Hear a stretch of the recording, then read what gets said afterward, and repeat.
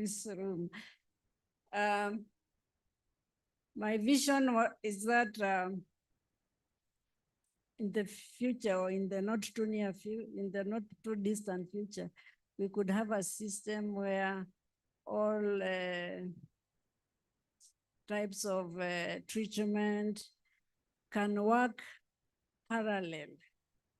You can go to Kenyatta Hospital, our best hospital, and you can be told, do you want to go to traditional medicine or do you want to go to the Western medicine? But we have to start from somewhere in your countries. Can you, because the Western medicine is regulated, can we start regulating our own traditional medicine so that, you know, this is somebody licensed, he is guided by these laws. If he goes against these laws, then it is bad, so that the people can have confidence. Even if I go to this traditional healer, I am protected by the laws in this my country. So in our countries, can we do that? We tried that in Kenya, but it is still a work in progress. Best methodologies, like for you, you want to do something on medical field with traditional healing practices and medical field.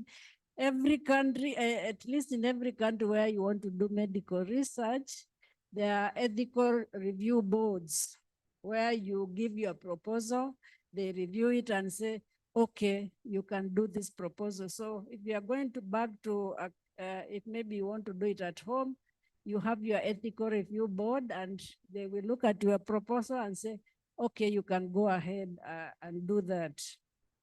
About publications, I think I leave to the Codistria team. Thank you.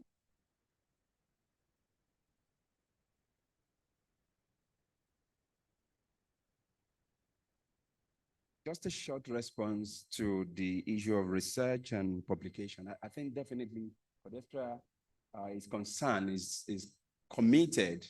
It would be somehow to allow you go for 7 months and then come back and the outcome and result dissipates into the air. So Codistria is definitely committed to finding the appropriate framework for going on after 7 months with the results and the outcome of this fellowship.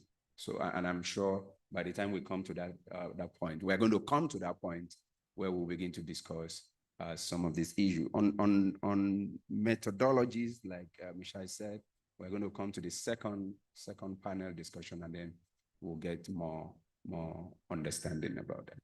Thank you.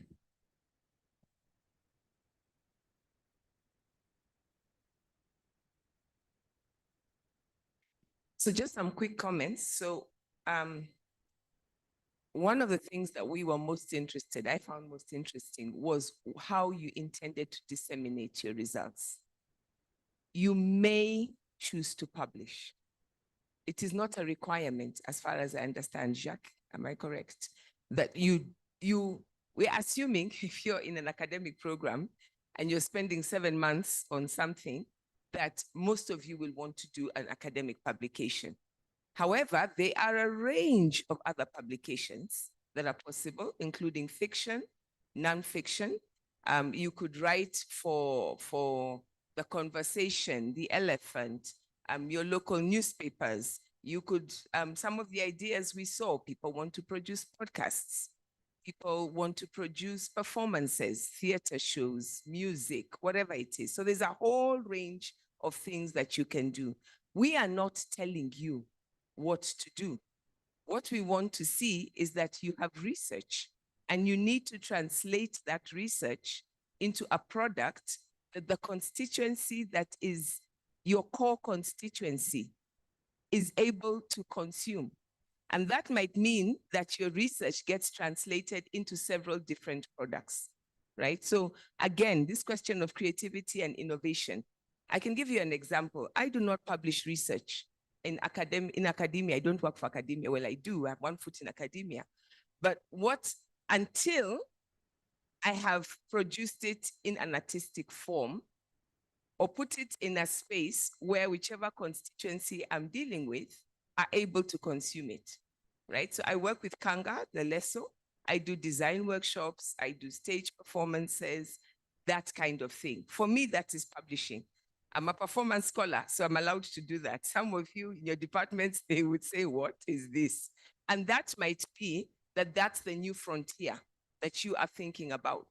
But remember, you have 7 months. So you're asking yourself, what is achievable in 7 months? And the thing that I produce, for example, I'll produce a journal article, and then that journal article will become the basis for a podcast.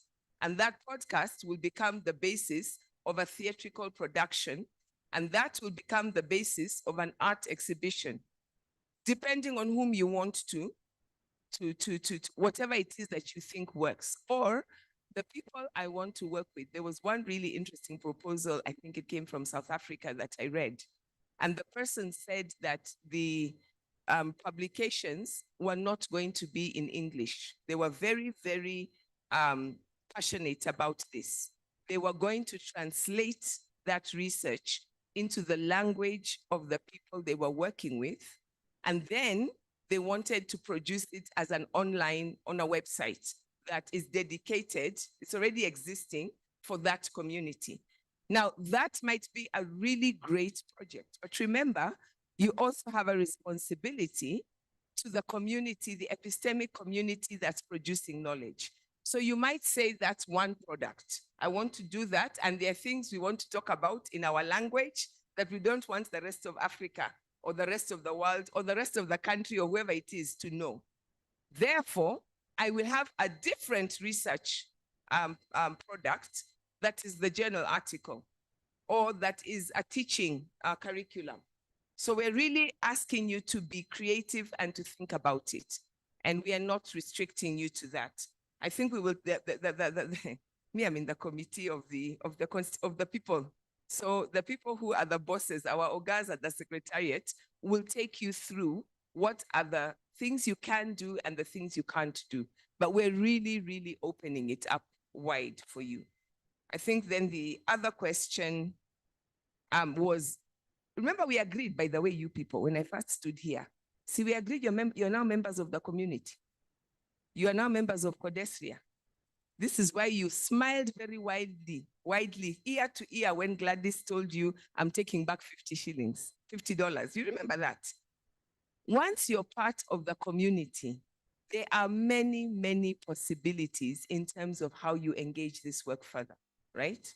So don't be too stressed out about it. The other thing I want to say, my sister, the first question, do we have a chance to defend? Don't think of it as defense. You've defended everything you needed to defend. You are here. What the opportunity is to enrich your proposal. So remember, proposals force you to be concise and precise.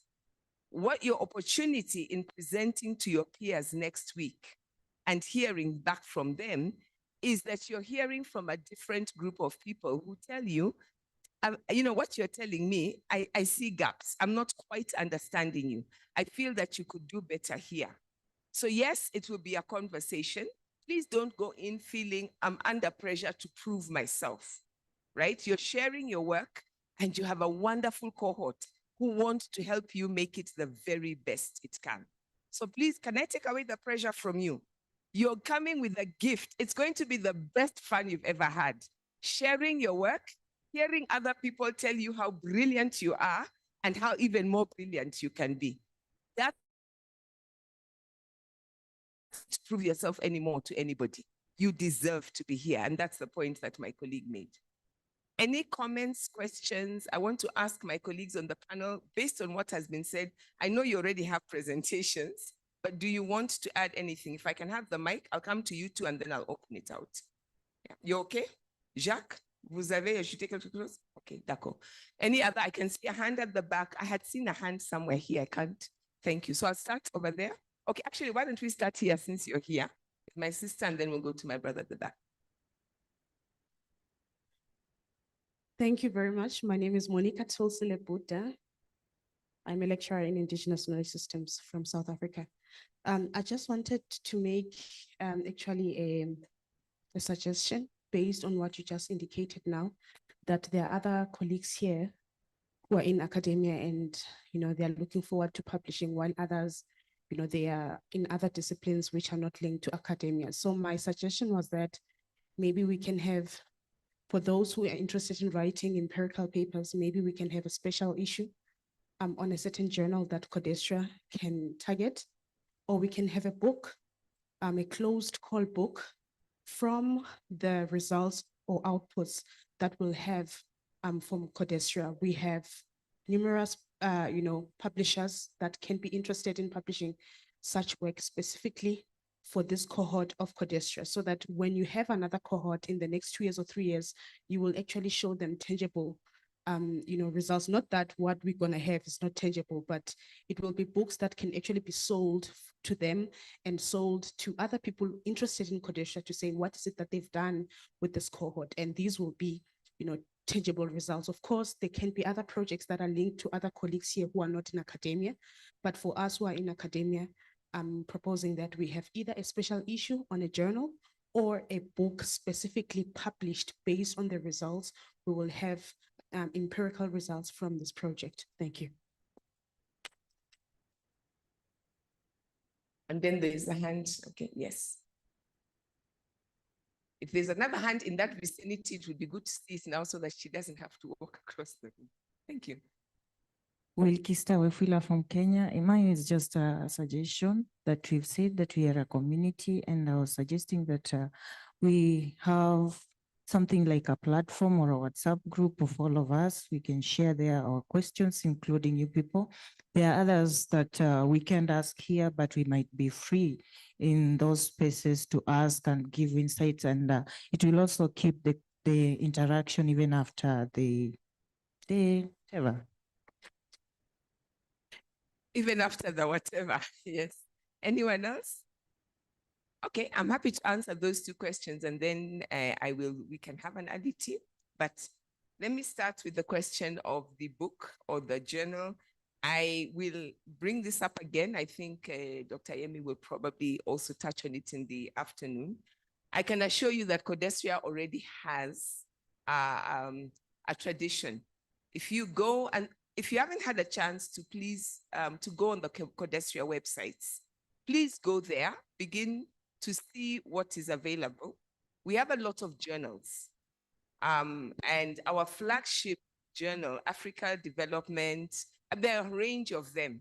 And one of the traditions that we do have is when we do, for example, the MRI, which is our flagship research fellowship each year, almost, I think every single time, they will produce at least one journal issue or two journal issues based on the results of the MRI.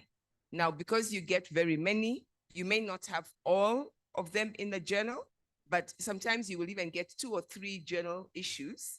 Sometimes the articles will be put in conversation with into other issues, so that we already have a journal issue that's planned in a different journal, and we think that your work actually goes into great conversation with the work other articles have been submitted. We also have book chapters, right? And you would find a book that is an edited collection coming out of an institute. So the Humanities Institutes, the Gender Institutes, the Governance Institutes have produced books. One of the advantages is also a lot of our work, both books and journals, are available online for free.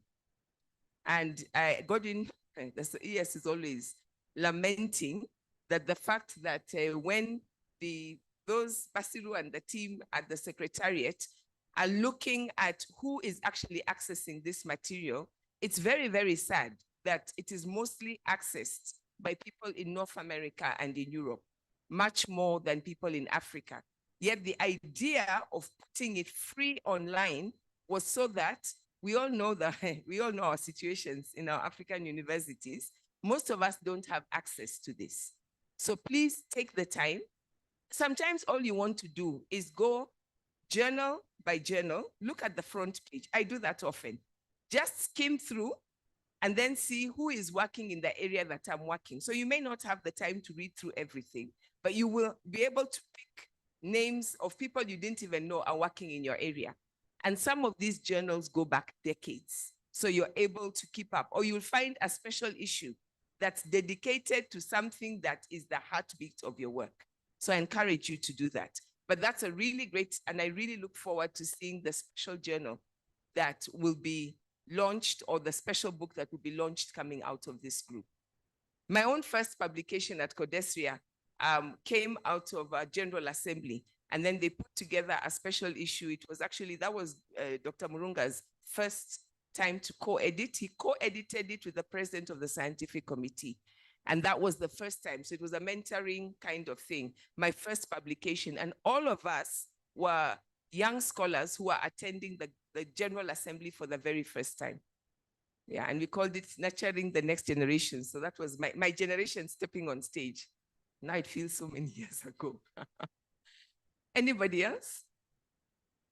So you've been wonderful. If you have any questions, the other reason that we bring them up here is so that you can, please, if you see me talking to Priscilla or you see me talking to, we know each other. Feel free to interrupt our conversations and say, I want to talk to you, because what you said, or my project, this is why we tell you this is a philosopher.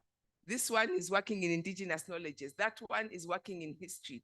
So that you can take a question like you asked and say, I know the person who I can direct that to. And on that note, somebody yesterday spoke about herbs and cancer. The lady who did that, please talk to me. I think I have a resource that you might want to look at that somebody is doing. Otherwise, can we go on tea break and meet here at, our next session is at 11. Thank you very much. Oh, sorry, just a minute. Just a minute, I see one question.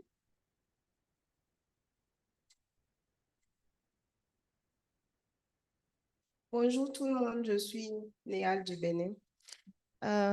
Depuis le premier jour, toutes les interventions qu'on a sont philosophes, historiens, et j'ai l'impression que nous, les gens des sciences naturelles, agronomes et autres, sont un peu laissés de côté. Et j'aimerais demander s'il y a une partie dans le programme qui va vraiment revenir sur également nous aussi nos propositions et des critiques que nous pourrons prendre en compte pour bien faire le travail que nous avons à faire. Merci.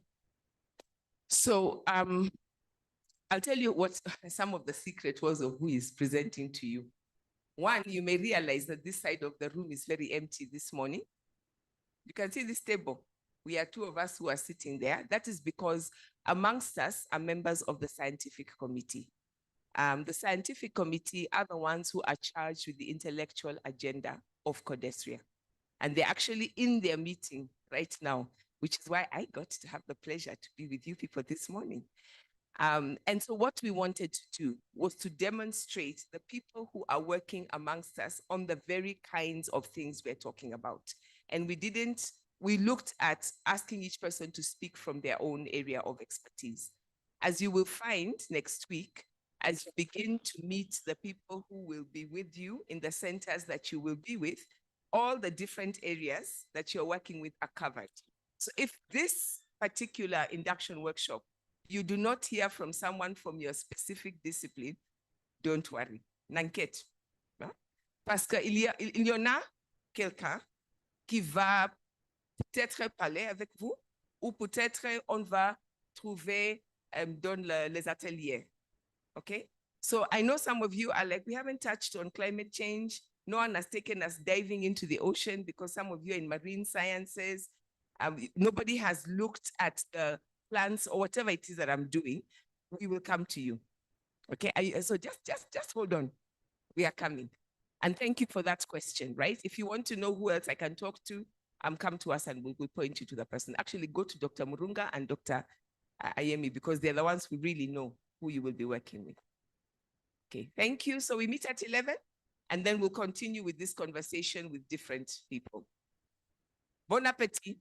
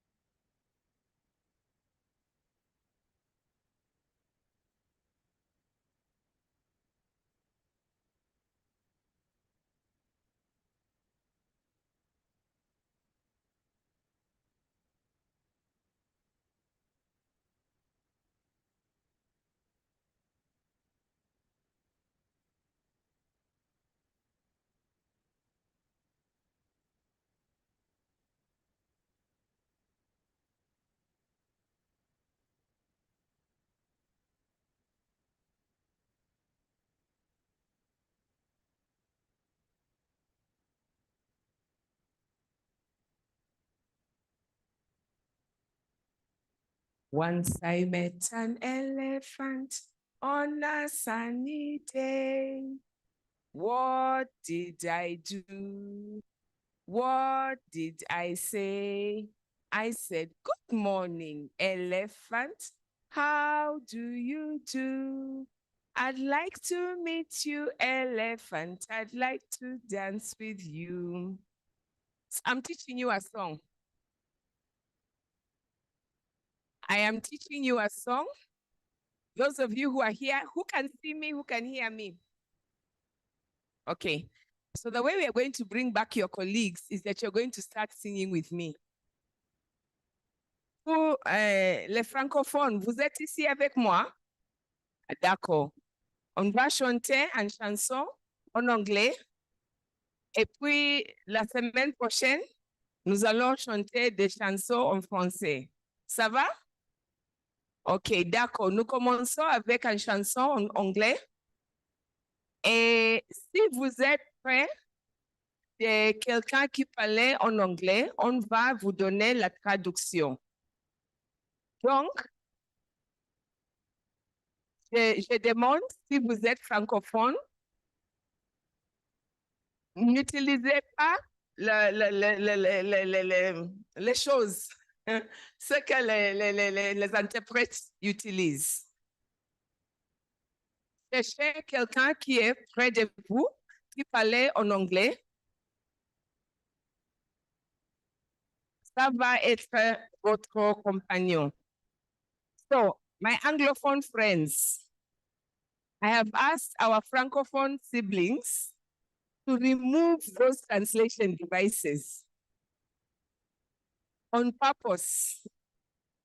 We are going to do a short exercise to come back. I'm going to teach you a song in English. I will give them the translation in French. Okay, for now, I'll tell them to keep their devices. The interpreters will help me give the translation. After that, they will remove those devices and you are going to have to tell them what to do so that we can break these language divides when we go on tea and then people are only speaking to their fellow languages. And the languages came to us from outside. Are we together? Yes, so I'm going to repeat. I'm going to ask the people who are Francophone, they will listen to the translation. I'm going to ask them to put back their devices for those who don't have them, who have removed them. I will translate to them the song. Then they're going to get up and remove those devices. And I need to see them doing what the rest of us are doing because they're amongst those of you who are Anglophone, who are many more. So between them, they should have a couple of people around them. Are we okay on that? And I know some of you don't speak French. So whether you're going to communicate telepathically, whether you're going to use your bodies, I don't know. I just want to see everybody doing it. Mes amis francophones, nous allons faire un petit test pour nos sœurs et nos frères qui sont anglophones. Donc, si vous n'avez pas qu'est-ce qu'on a dit en français? Le casque? Casque? Il faut retourner parce que je vais faire la chanson, les interprètes vont nous aider. Mais après ça, il n'y a pas les interprètes, c'est seulement vos amis. Donc, les chansons, c'est une chanson que j'aime bien parce que c'est une chanson de recherche. So, the song is my first lesson in research that was given to me when I was in kindergarten. You remember Prof. Falungong was telling us some of those children start their journey to research when they're in Quranic school. You remember that? So when I was in kindergarten, we learned this song. These are the words. Once I met an elephant on a sunny day. You can see it's a sunny day. So we're going to introduce you to the elephant. The elephant is your research project. What did I do? What did I say? What do some of you do when you see an elephant? You run away. Some of you have never seen an elephant. I come from the land of the red elephants, the Savo. Elephants are our friends, but they're intimidating. So what do?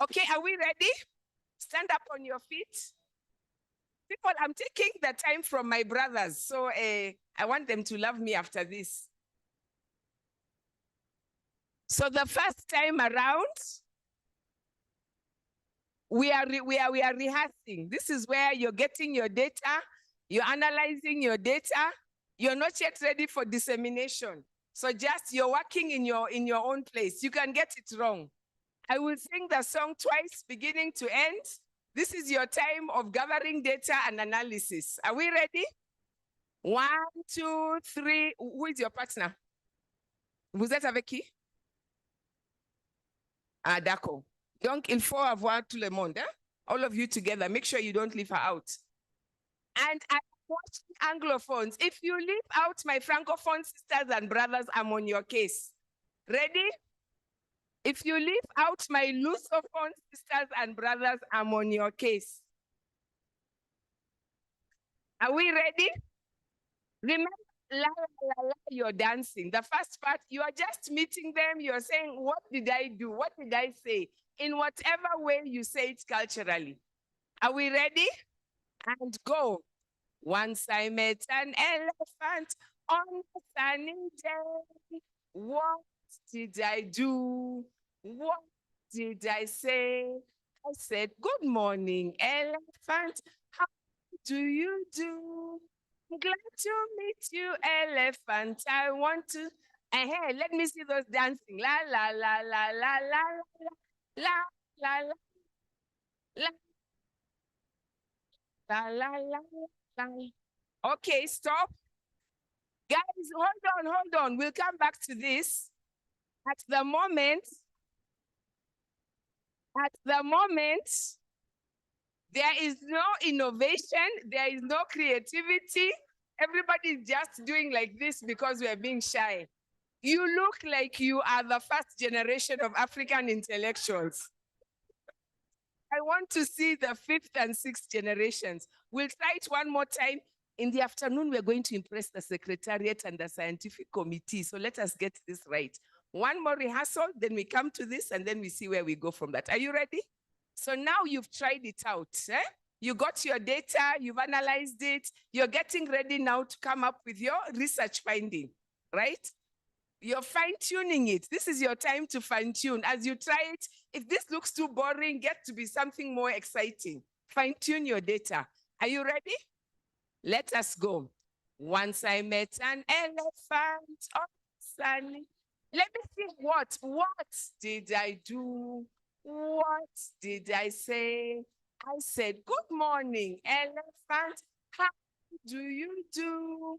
I'm glad to meet you, elephant. I'd like to dance with you. La, la, la, la, la, la, la, la, la, la, la, la. Okay.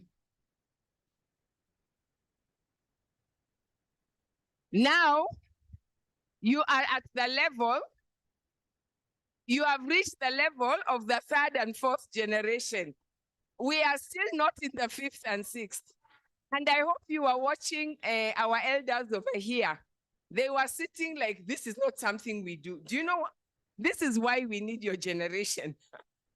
And yet, there is very much to learn from the generations before us. So it is my pleasure to bring you more reflections from the panel. Again, we have 2 of our panelists. Simfiwe, whom you will hear from again, Sesanti, comes to us from South Africa.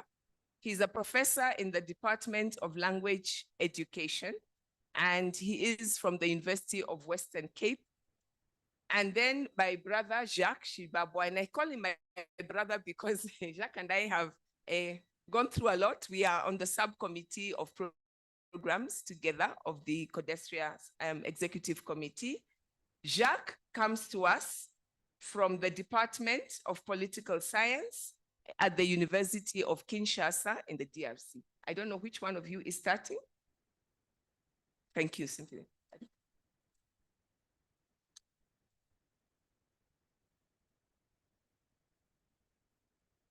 Kama Queen. Salama Sanibonani, Tumelang. I want saying that you are a great inspiration. And I mean that sincerely. So much of an inspiration are you, such that when we were going through your proposals, many moments came that I wrote a number of letters to Sheikh Anta Diop, the great philosopher, Pan-Africanist from the land of Senegal in Dakar. And so rather than going through this intellectual exercise in an intellectual way with you, I'd rather share the letter that I wrote to the great Pan-Africanist Sheikh Anta Diop. And I wrote that to Sheikh Anta Diop, that at the age of 25, very young age of 25, Sheikh Anta Diop, you wrote a very beautiful letter to us, and you entitled this letter, "When do we begin to speak of an African Renaissance?" And you said to us that we cannot meaningfully speak of an African Renaissance unless and until we begin our Renaissance by giving rebirth to our African languages. And by that you understood Sheikh Anta Diop, that in the languages of the African people, metaphorically and literally, when they look at wizards and witches, they know that the first things that wizards and witches do to people is to cut off their tongues. They do this so that the people cannot then be able to communicate with themselves and to be able to communicate with another. And by doing so, they then alienate us from ourselves and to one another. And so therefore, in the sense of the literal sense, the tongue is literally the tongue, but in the metaphorical and philosophical sense, the tongue understood by Ngugi wa Thiong'o is not merely a tool of communication, but rather that the tongue or language is a memory bank of a people. And it is also the carrier of their culture.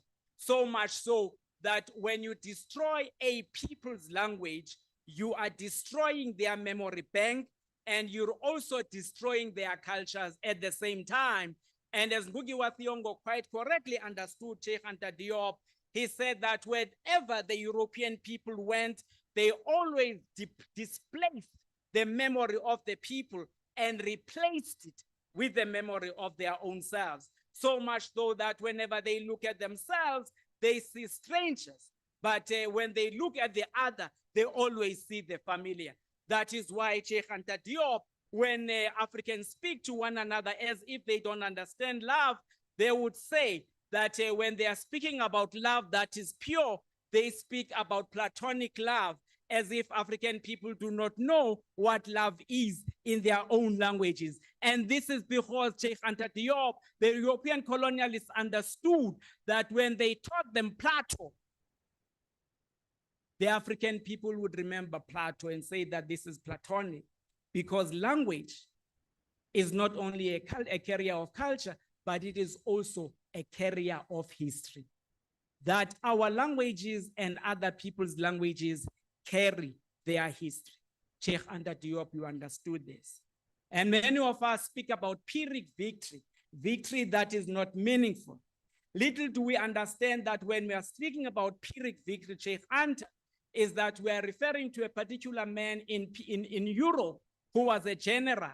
But during the fight, he fought in such a way that even the victory that he achieved at the end was meaningless, because it came at the expense of his own forces. And it was Pyrrhic victory. We speak, those of us who do political science, we speak about the draconian rule of law.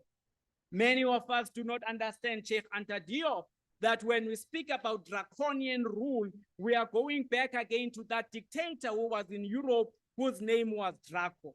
And that in fact, when we speak about draconian rule, we are again celebrating the history of the European people, because language is not separate from culture, language is not separate from history. And it is the same when we speak about crossing the Rubicon. We do not know, Sheikh Anta Diop, that the Rubicon is a particular geographical location or space in Europe, that when these forces were coming together and it was understood that they crossed, there was no turning back. And so it becomes the Rubicon place and all of this. And therefore we're hoping, Sheikh Anta Diop, that as these Africans are meeting in a Pan-African spirit, that they are going to recognize that Africans indeed are brothers and sisters to one another. And before I move to that further point, Sheikh Anta Diop, I just want to recall the observation made by that beautiful son of the soil from Ghana, Aikwe Ama. And he says that we, the Black people, are one people we know. Travelers will travel long distances in their minds to deny you this truth. We do not argue with them, the fools. Let them presume to instruct us about ourselves. That too is in their nature. And they came to us, these intellectuals and scholars, and told us African people that we are mere tribal groups with no cultural connection to one another. That African people, there is nothing that makes Africa, Africa, except the geographical reality. And it is for that reason that in 1969, after they overthrown Nkrumah in Ghana in 1966, the Ghanaians had the audacity to chase the Nigerians out of Ghana, as if Nkrumah was not there, and said that we are one people. And the Nigerians reciprocated in 1983 and said, Ghana, go back home. And today we call one another foreigners as Africans, foreign nationals. We look at the European communities and the Asian communities amongst ourselves, and we regard them as members of the human race and brothers and sisters. But when we look at one another, we refer to one another as foreigners, and foreigners deserving to be killed and chased away. But here we meet Sheikh Anta Diop, and we are going to remind one another that in Igbo, when they are speaking about a hen, they say oku. And that very language, that word is echoed in Azania, South Africa. It is inkuku. Okuku, inkuku. And who dare say that we are not one people? And the Igbo-speaking people, when they speak about love, because they know what love is, they say ifunani. And you listen to those who speak in Chivenda, in Azania, and they say lufuno, ifunanya, lufuno. And you listen to those who speak Sesotho, when they speak about mother, they say me, and the Igbo say ne. And in Azania, when they speak about the tooth is inyo, those who are in East Africa, they speak Kirundi, irinyo. And when we speak about Irisho in Kiswahili, we say Iliso. And it's because we know that we, the Black people, are one people. We know travelers will travel long distance in their mind to deny you this truth. We do not argue with them, the fools. Let them presume to instruct about ourselves. That too is in their nature.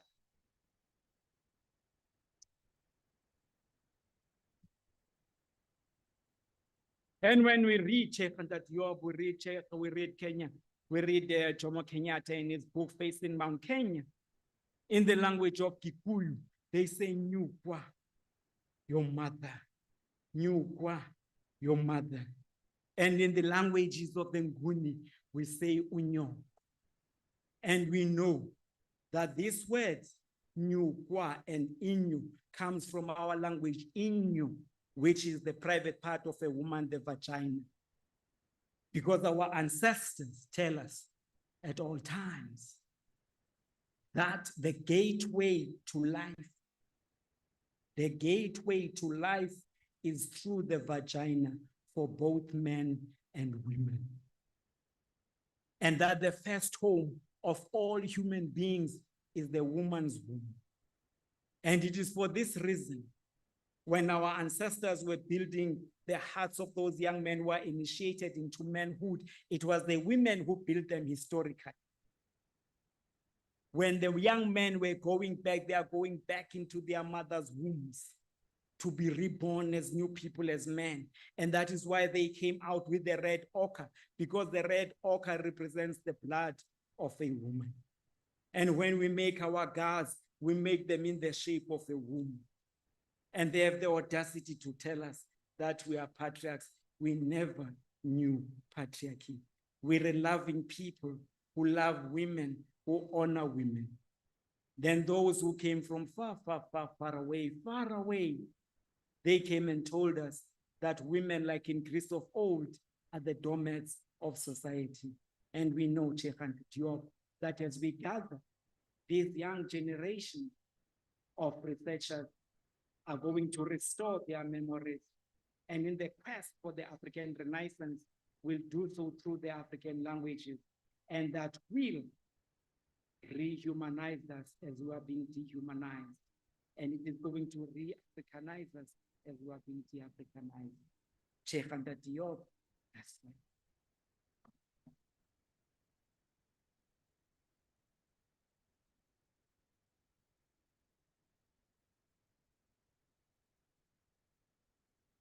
I'm so happy you're applauding, because now next week, I am looking for all of this to come through your proposals. This is very good.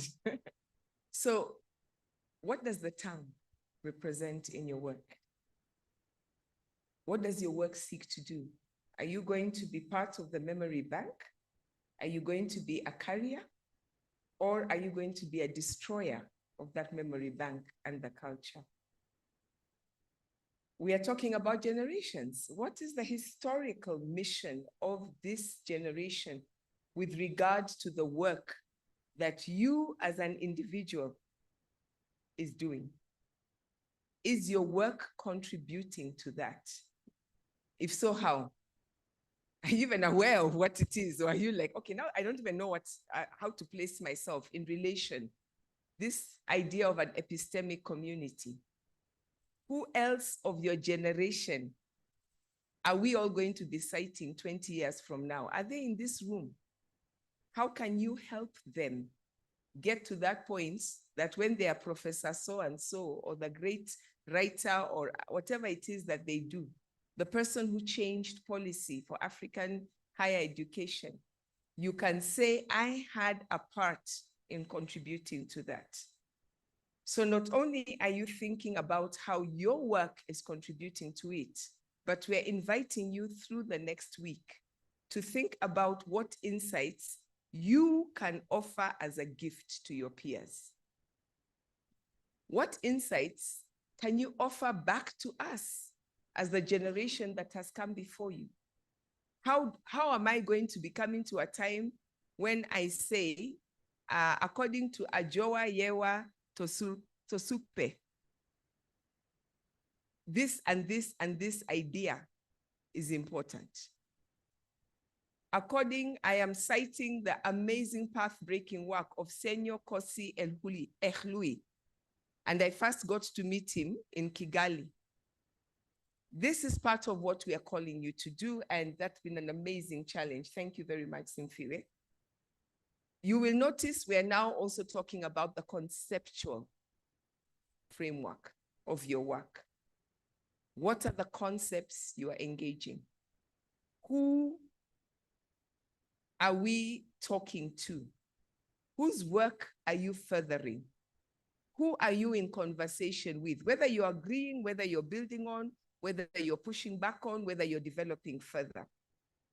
Whose histories, whose cultures, whose societies is your work validating in terms of the framework that your work is built on, the intellectual framework?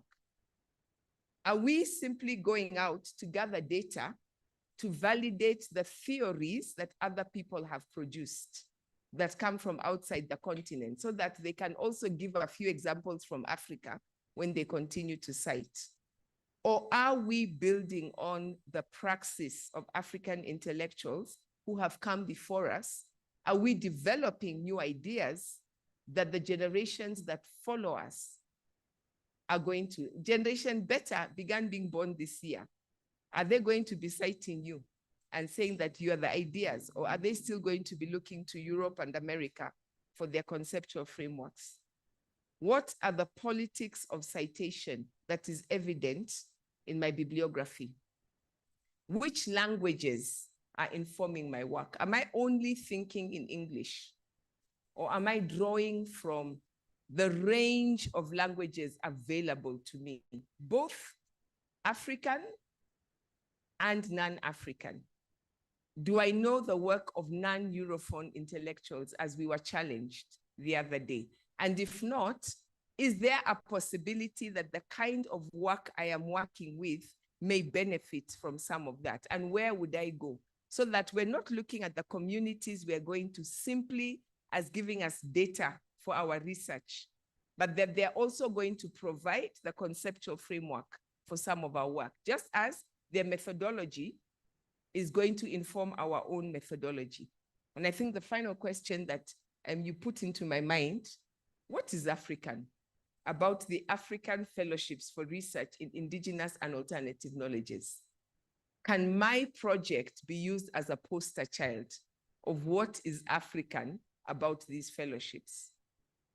And while we know, yes, that a tiger does not proclaim its tigritude, as we are busy pouncing, let us also remember that you cannot miss an elephant when an elephant moves into the room. Thank you very much, my brothers in Fiwe. Jacques, la parole est à vous.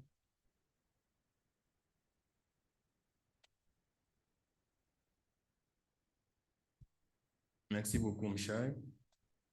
Je voudrais d'abord dire que je suis désolé, je ne pourrais pas me mettre,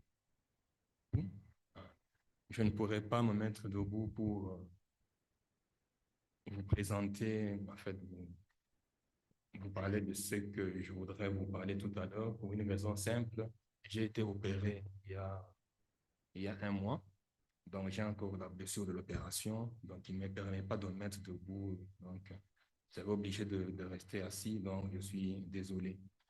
Alors, je voudrais partager avec vous les constats que nous avons effectués avec les collègues, Chai, notre ami Sifiou et tous les autres, Adeshina, mais au niveau maintenant de la méthodologie.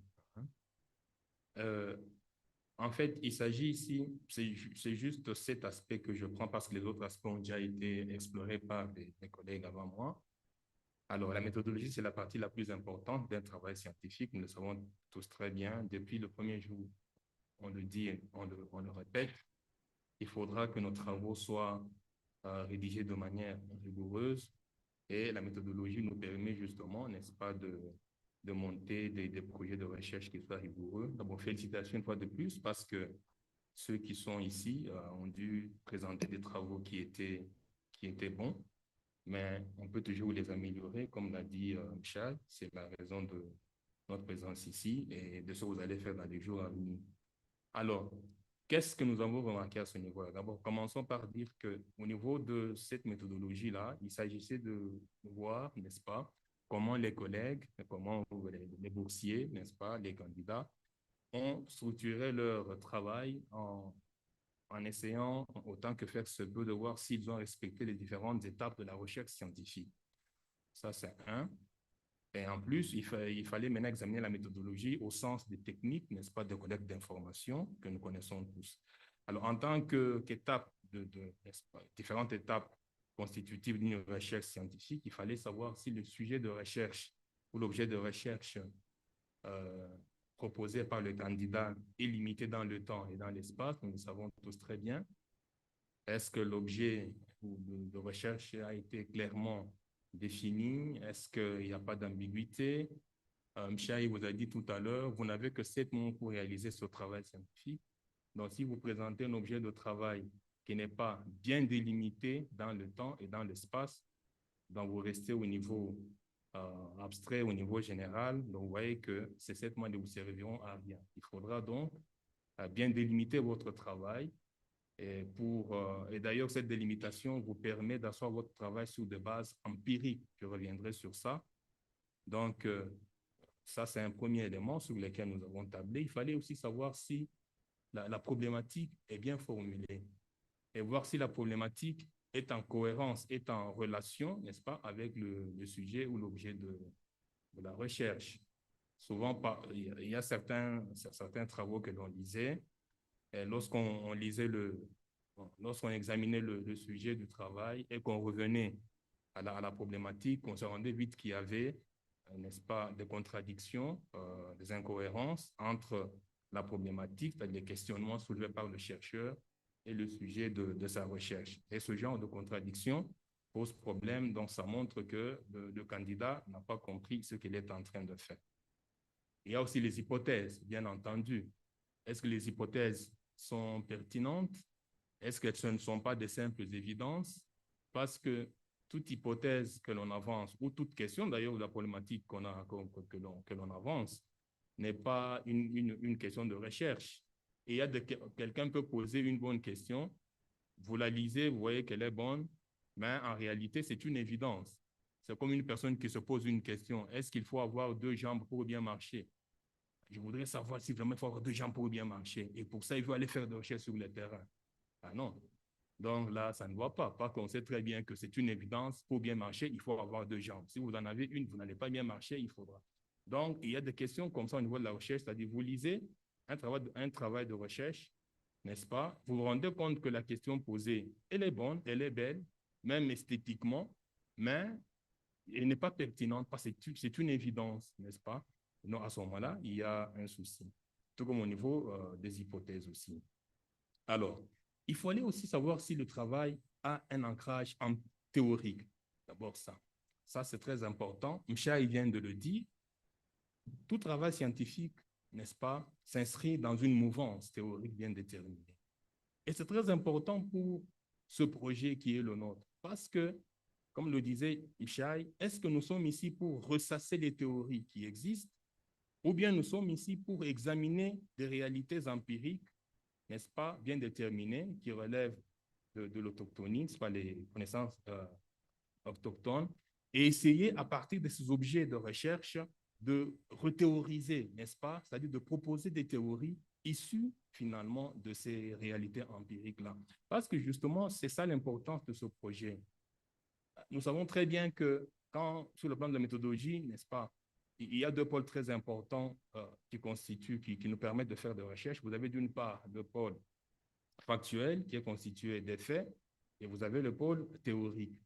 Et c'est dans la relation, c'est l'articulation savante entre les théories, entre les référents théoriques et les réalités empiriques, n'est-ce pas, qui nous permet finalement, n'est-ce pas, de faire la recherche. Parce que l'objectif, c'est de savoir si les théories que nous mobilisons pour comprendre les faits continuent à expliquer ces faits, ou bien s'il y a un décalage entre ces théories et les faits, auquel cas il faudra modifier les théories, il faudra les compléter, il faudra, etc.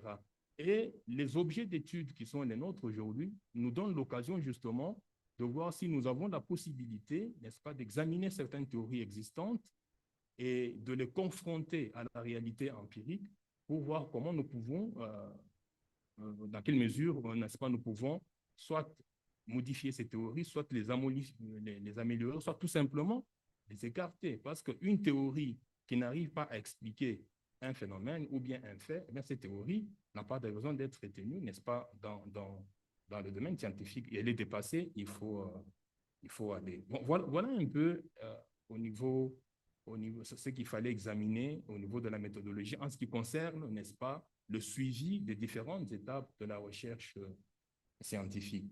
Mais il fallait aussi examiner la méthodologie dans le sens où nous connaissons, c'est-à-dire méthodologie en tant qu'ensemble d'outils de collecte d'informations. Est-ce que l'étude que vous menez est-elle qualitative ou bien quantitative? Est-ce que vous allez mobiliser des entretiens semi-directifs ou bien vous allez mobiliser les documents? Est-ce qu'il s'agira d'une enquête par questionnaire? Comment est-ce que vous allez constituer votre échantillon? Quel est d'abord l'univers d'enquête? Et comment est-ce que vous êtes arrivé à constituer, n'est-ce pas, votre échantillon sur la base, n'est-ce pas, de cet univers d'enquête? Donc, ces éléments-là, ce sont des éléments de méthodologie qui sont très importants parce que ce sont ces éléments qui vous permettent d'asseoir votre étude sur des bases méthodologiques, n'est-ce pas, qui sont concrètes et solides. Donc, s'il n'y en a pas, on commence à se poser des questions. Mais finalement, son étude est-elle quantitative? Est-elle qualitative? C'est une étude mixte qui combine les éléments de la méthodologie qualitative et quantitative, etc. Donc, il nous fallait examiner finalement tous ces éléments-là et voir dans quelle mesure nous pouvons sélectionner vos candidatures. Alors, après avoir examiné tous ces éléments, nous avons constaté qu'il y avait beaucoup de sujets, beaucoup d'objets d'études, n'est-ce pas, qui n'étaient pas délimités. ni dans le temps, ni dans l'espace, et même la matière, n'est-ce pas, qui n'était pas délimitée. Or, vous connaissez un adage français qui est simple, qui trop embrasse, mal étreint. Donc, si vous embrassez beaucoup de choses, n'est-ce pas, vous n'arriverez pas à produire un travail, n'est-ce pas, scientifique, solide, parce que vous allez rester au niveau des généralités, au niveau des abstractions. Et ce genre de sujets, n'est-ce pas, très naturellement, nous avons été obligés, n'est-ce pas, de les mettre de côté parce que, sur le plan de la méthodologie, ça posait problème. Il y avait des travaux aussi, n'est-ce pas, dont la problématique n'était pas claire. Donc, vous lisez un travail, vous lisez les questions, vous relisez les questions, vous relisez, vous dites, mais qu'est-ce qu'il veut dire au juste? Vous ne comprenez absolument rien. Hein? Parfois, vous vous dites, bon, ou bien c'est moi qui ne comprends pas, ou bien mais vous laissez d'abord ça pour revenir, vous dites, non, là, il y a un problème, parce que la problématique, elle n'est pas bien formulée. Alors, il y avait des travaux à caractère général. Et là, je reviens à un élément très important qui a été aussi dit tout à l'heure par Mchai. Les travaux dont on a besoin ici, ce sont des travaux qui ont un ancrage empirique. Lorsque vous dites, je voudrais analyser les relations de dépendance épistémologique entre l'Afrique et l'Europe, c'est bien, ça sonne bien comme sujet de recherche. Hein, c'est un bon sujet de recherche sur le plan de l'épistémologie, etc. On voudrait voir comment est-ce que nous dépendons scientifiquement de l'Occident, oui. Mais sur le plan de l'empirie maintenant, sur le plan de ce que d'ailleurs ce projet peut apporter aux communautés locales, parce que c'est aussi un élément qui était très important. Qu'est-ce que ce sujet peut apporter, n'est-ce pas, aux communautés locales? Parce que c'est un bon sujet pour les érudits, pour les savants. Nous allons nous mettre là-bas à dire, non, écoutez, nous dépendons épistémologiquement d'eux, nous allons mobiliser des concepts, etc. Mais l'impact social ou sociétal d'une telle étude, n'est-ce pas, on ne la voit pas. Et ce genre d'études, on les a mis de côté parce que vous avez été malin, parce que en lisant les appels à communication, en fait, l'appel à communication qui avait été lancé par le Codestria dans ce cadre, on a été clair. On a besoin des études susceptibles de générer des données empiriques et on a besoin des études susceptibles, n'est-ce pas, de contribuer à la transformation, n'est-ce pas, des sociétés locales. On a été très clair. Et c'était des éléments, dans le cadre ici, c'était des éléments de la méthodologie parce qu'il fallait les prendre en considération, n'est-ce pas, pour que le texte soit sélectionné. Et il y a beaucoup de travaux que l'on lisait. Vous lisez un travail, vous vous demandez, mais finalement, quel sera l'apport, n'est-ce pas, de ce travail au niveau de la transformation des sociétés locales? Il n'y a pas d'apport. Vous lisez le travail, vous vous dites, mais est-ce qu'il va faire le terrain? Il ne fera pas le terrain parce que, visiblement, lorsque vous lisez le travail, vous ne voyez pas comment l'auteur ancre son travail, n'est-ce pas, dans l'empirie. Et comme je venais de le dire, lorsqu'un travail n'a pas d'ancrage empirique, lorsqu'il n'a pas d'ancrage théorique, on ne sait pas faire une recherche parce que faire une recherche, c'est finalement, n'est-ce pas, trouver une articulation savante entre les référents théoriques et les observations, n'est-ce pas, de terrain. Alors, il fallait, on a aussi remarqué qu'il y a des travaux qui étaient présentés par des boursières, des boursiers, mais à travers lesquels on ne voyait pas comment ces boursiers allaient entrer en contact avec les détenteurs des savoirs endogènes. Ça, c'est un élément très important. Dans l'appel à communication, tout a été clairement établi. Donc, vous lisez un travail scientifique, il est bien. Mais vous terminez la lecture, vous vous dites, mais je ne vois pas comment cette dame ou ce monsieur va entrer en contact avec les populations locales, avec les détenteurs des connaissances endogènes. Or, c'est l'élément clé même de notre programme. Et lorsqu'on ne voit pas cet élément-là, eh bien, vous êtes passé de côté, vous êtes à côté de la plaque et très naturellement, n'est-ce pas, ce genre de travaux, on ne les a pas retenus. Parce que si vous êtes ici, c'est, je vais en parler tout à l'heure, Micha l'a dit, c'est parce que nous voulons que quelque part, sur le plan de la méthodologie, vous puissiez innover. c'est-à-dire que vous puissiez faire des travaux de coproduction scientifique, pas des travaux où, d'ailleurs, il y a même quelqu'un qui l'a dit dans la salle, c'est une dame, où nous allons sur le terrain pour aller piquer les informations auprès des populations locales, et puis nous faisons des travaux qui sont publiés. Non, non. C'est-à-dire qu'en allant sur le terrain, nous devons considérer les populations auxquelles nous allons nous adresser, les détenteurs des savoirs endogènes, comme étant de partenaires méthodologiques. Donc ça, c'est une notion que j'ai réfléchissé la nuit. Donc, il ne faut pas les considérer comme de subordonnés méthodologiques. Non, non. Ce sont des partenaires dans ce procès de production des connaissances. Et en analysant certains travaux, on n'a pas vu cela. Alors finalement, on s'est dit, ce travail ne mérite pas d'être retenu parce que finalement, l'objet, c'est d'aller sur le terrain, de rentrer en contact avec les détenteurs des savoirs autochtones, avec les populations locales, de les écouter, de travailler, n'est-ce pas, en synergie avec eux, de ne pas les considérer comme des subordonnés, mais de les considérer comme des gens qui détiennent aussi une petite autorité, pas une petite comme une autorité épistémique, une autorité méthodologique, et des gens qui peuvent vous aider aussi, n'est-ce pas, à coproduire le travail, à participer, n'est-ce pas, à l'élaboration, à la partie méthodologique, n'est-ce pas, de votre travail. Et ces travaux-là, on les a carrément mis de côté. Alors, il y avait aussi des travaux trop théoriques, parce qu'il faut faire très attention. Si un travail scientifique consiste à réaliser une articulation savante entre les référents théoriques et les observations empiriques, il faut éviter de présenter un travail où vous n'avez que des théories, parce qu'à ce moment-là, vous faites un travail de compilation théorique. Or, tout travail, n'est-ce pas, toute théorie qui est coupée de la réalité, qui est coupée de l'empirie, n'est-ce pas, n'a plus de valeur, parce que ce qui donne, n'est-ce pas, une valeur à une théorie, c'est sa capacité à expliquer les réalités empiriques. C'est ce que je disais tout à l'heure. C'est pour cette raison, d'ailleurs, je reviens à Chai, quand il parlait même, mon ami Sifeu l'a dit, nous avons des théories qui nous viennent d'ailleurs, nous essayons de les appliquer à nos réalités, mais si ces théories-là n'arrivent pas à expliquer nos réalités, eh bien, nous devons les changer. Très souvent, nous, quand nous appliquons les théories, nous les laissons telles qu'elles sont.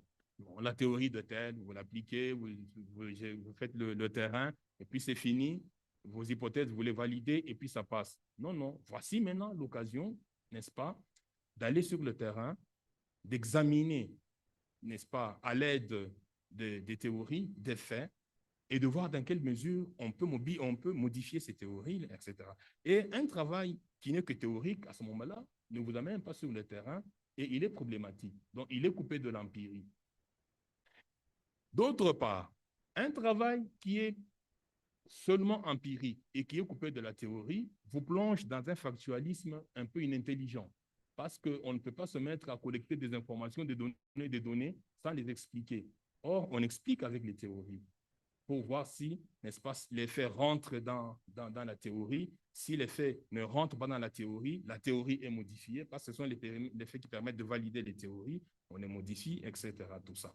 Donc, on a tenu compte de toutes ces considérations, n'est-ce pas, de méthodologie pour pouvoir examiner, en fait, vos travaux. Et très naturellement, il y avait de bons travaux, notamment les vôtres, où l'on a vu que, comme l'a dit Mchai, on ne peut pas dire qu'ils sont bons, n'est-ce pas, à 100%, c'est-à-dire on s'est dit que ces travaux, au moins, n'est-ce pas, répondent aux critères, n'est-ce pas, aux critères scientifiques requis pour pouvoir, aux critères méthodologiques requis pour pouvoir être retenus comme des travaux pouvant être améliorés et pouvant nous permettre d'aller avec des boursiers de l'avant.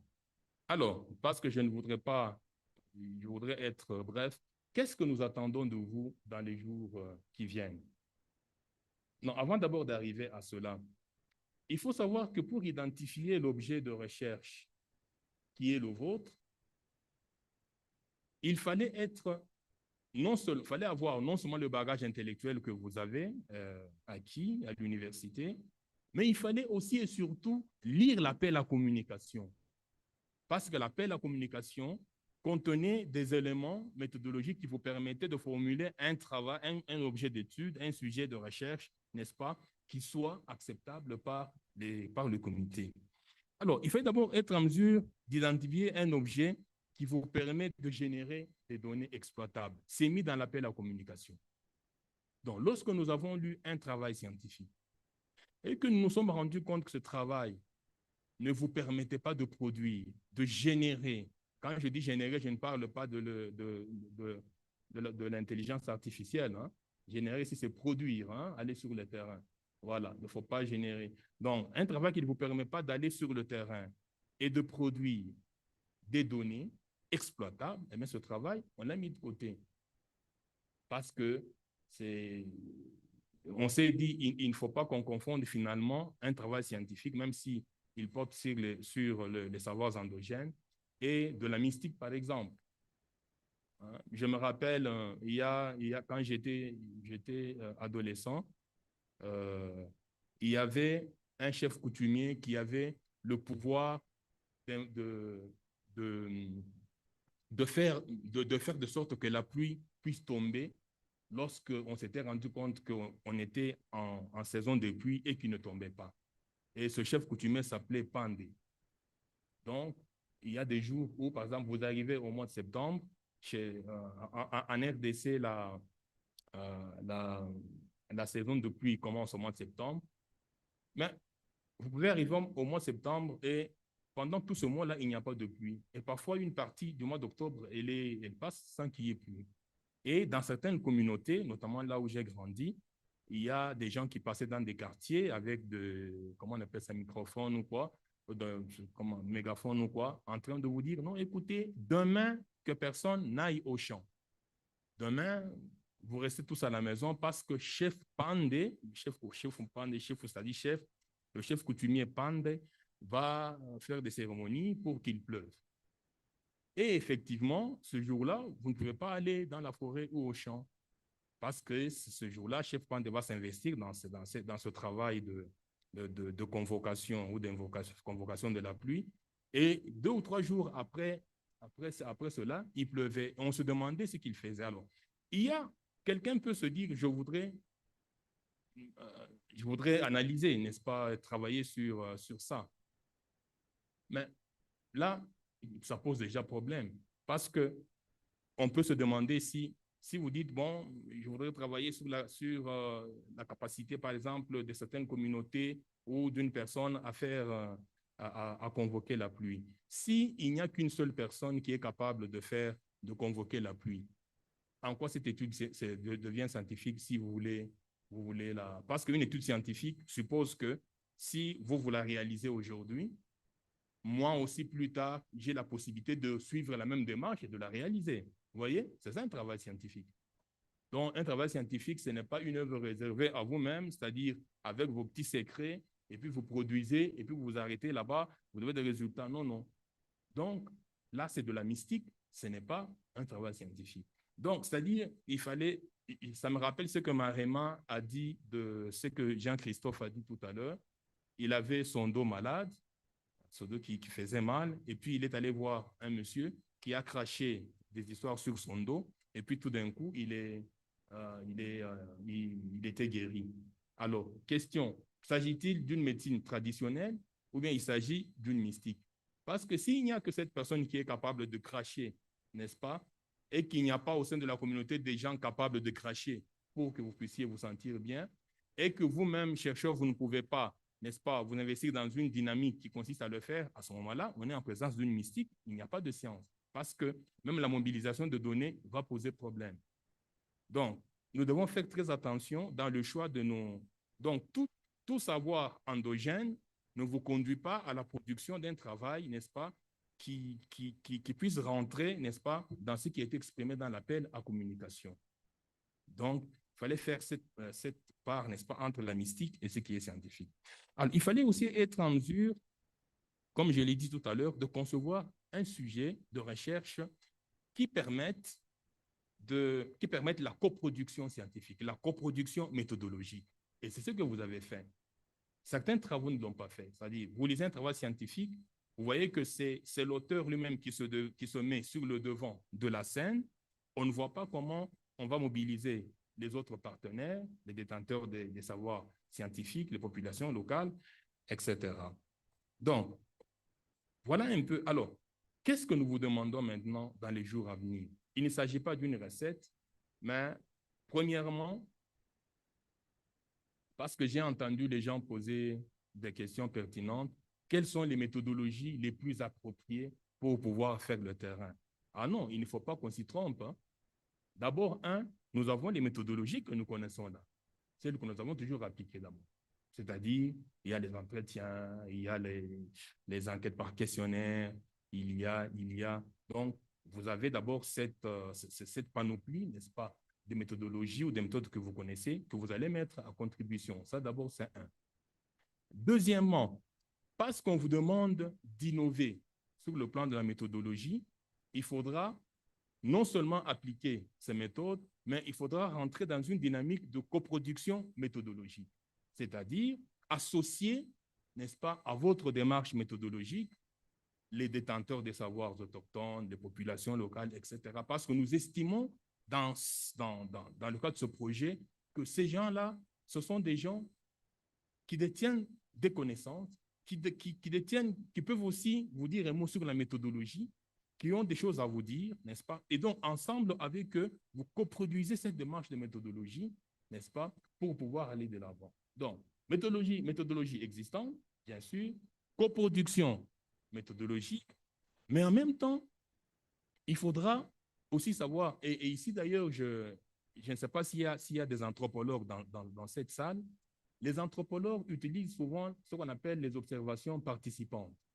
Donc, une méthode qui leur permet de rester, de vivre dans une communauté X ou bien Y, d'interagir avec cette communauté, de gagner la confiance de cette communauté. Je crois que s'il y en a, les autres, ils sont déjà avantagés parce que c'est une méthodologie, n'est-ce pas, qui permet justement qu'on peut mettre à profit dans le cadre de ces projets de recherche pour que vous puissiez, n'est-ce pas, surmonter les obstacles de terrain dont Cissé a parlé. Un autre élément à prendre en considération au niveau de la méthodologie, c'est justement ce que Cissé a dit hier tout à l'heure ici. Lorsqu'il a exposé son travail, j'ai conclu en disant, cher Cissé, quand on te suit, on peut se dire, en te suivant, on peut se dire que le terrain de recherche est à la fois un lieu où l'on va appliquer les méthodes que l'on a apprises dans l'amphithéâtre, à l'université, mais c'est aussi un lieu de réinvention méthodologique. Ça veut dire que le terrain vous permet d'abord, quand vous y allez, vous appliquez ce que vous connaissez, mais face aux obstacles méthodologiques auxquels il a fait allusion hier, vous devenez vous-même inventeur, n'est-ce pas, des stratégies méthodologiques pour surmonter les obstacles, étant donné que ces obstacles-là, n'est-ce pas, sont des obstacles contextuels qui ne cadrent pas avec toutes les méthodes, n'est-ce pas, que vous avez apprises, en fait, à l'université. Donc, il faut avoir cela en tête. Donc, il ne faut pas, n'allez pas chercher à inventer la roue ou quoi, tout ça. Ce qu'on vous demande ici, c'est utiliser les méthodes que l'on connaît, mais faire de la coproduction, c'est-à-dire avoir des partenaires méthodologiques, savoir que vous n'êtes pas le seul, n'est-ce pas, à vous investir dans cette démarche méthodologique parce que les autres ont un mot à dire. D'ailleurs, cette histoire de coproduction méthodologique, ce n'est pas nouveau, hein? Il y a des auteurs qui en parlent. S'il y a des sociologues ici, je crois qu'il y a un auteur qu'on appelle Anthony Giddens qui en parle dans son ouvrage intitulé La constitution de la société, où il parle de la double herméneutique. Eh bien, il vous montre la relation qui existe entre le savant, le sujet connaissant que vous êtes, avec votre capacité d'interpréter les données. Mais en même temps, il vous dit que les gens auxquels vous vous adressez ont aussi la capacité d'interpréter les faits qu'ils vivent. Et c'est cette double interprétation qu'il appelle une démarche herméneutique, n'est-ce pas, qui finalement qui doit permettre aux chercheurs de réunir des informations, n'est-ce pas, qui vont constituer leur objet d'étude. C'est pratiquement ce que nous disons ici. Seulement, Anthony Giddens le dit du point de vue peut-être de l'Occident. Mais ici, nous devons le faire du point de vue de nos savoirs autochtones. Donc, ça veut dire que quand vous allez sur le terrain, on ne vous dit pas qu'il faut mettre de côté tout ce que vous avez pris comme méthode, comme théorie. Non, non, parce qu'il y en a d'autres qui cadrent justement à ce que nous faisons. Vous pouvez les prendre, mais essayez de voir dans quelle mesure ces théories-là, n'est-ce pas, ou ces méthodes ne permettent pas de prendre en charge la dimension contextuelle qui est la nôtre. Et à ce niveau-là, vous devenez maintenant un inventeur, n'est-ce pas? Vous innovez en vous disant, si Anthony Giddens le dit de cette manière, mais les faits de terrain auxquels je suis confronté m'obligent, n'est-ce pas, à orienter mon objet d'étude, ma réflexion méthodologique vers cet aspect que je trouve intéressant pour pouvoir réunir les informations, etc. Donc, ne rentrez pas avec une idée en étant inquiet, en disant, mais est-ce qu'il y a encore des méthodologies? Est-ce qu'il y a... Non, non. Ce qu'on vous demande ici, c'est justement cela. Ce que vous avez appris, inventez maintenant, parce que en innovant sur le plan de la méthodologie, ce que nous cherchons, c'est que vous puissiez retrouver votre autorité épistémique. Je voulais le dire ici la fois passée. Dans quel sens? Dans le sens où, dans les auditoires, nous vous apprenons des théories qui viennent d'X, qui viennent d'ailleurs, etc.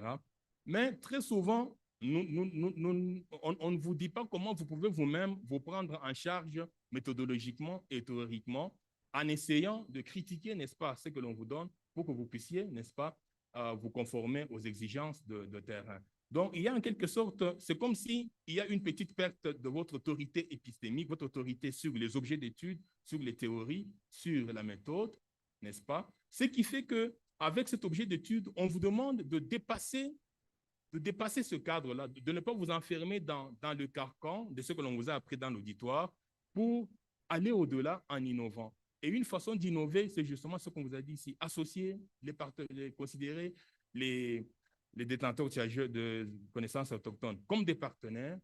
Une façon d'innover, c'est de se dire, face à un obstacle X ou Y, je peux concevoir telle stratégie de méthodologie pour pouvoir, ça on ne vous le dira pas dans l'auditoire, c'est vous-même, face à l'objet d'étude, comme l'a dit Cissé, qui pouvait le constater.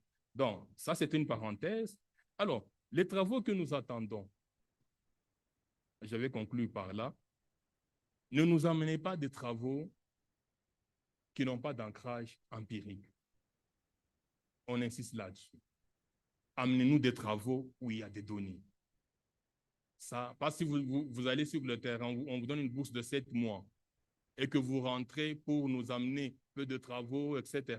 Donc, vous n'avez pas travaillé, vous ne vous êtes pas conformé à l'appel à communication tel qu'il a été lancé. Donc, amenez-nous des travaux qui ont un ancrage empirique. Deuxièmement, lorsque vous allez rédiger votre travail scientifique, il faut que la dimension empirique de votre recherche apparaisse justement dans l'article. C'est important parce que je venais de faire un travail de mentor, de coaching, qui s'est terminé il y a, je crois, 3 ou 4 mois. C'est une organisation internationale qui m'a intéressé en disant, bon, cher Jacques, alors, il y a un étudiant camerounais avec qui je travaillais qui a reçu un financement d'1 année, financé par cette organisation internationale. Et au bout d'1 année, il a fait le terrain dans le village de Quête, je crois au Cameroun, dans 2 ou 3 villages. Et lorsqu'il nous a présenté son article, la première remarque que j'ai faite en lisant le projet d'article, c'est de lui dire, mais il y a un décalage entre le travail de terrain que vous avez fait et le texte que je lis, parce que le texte ne reflète pas la nature empirique du travail. On ne voit pas des données. Où sont des données?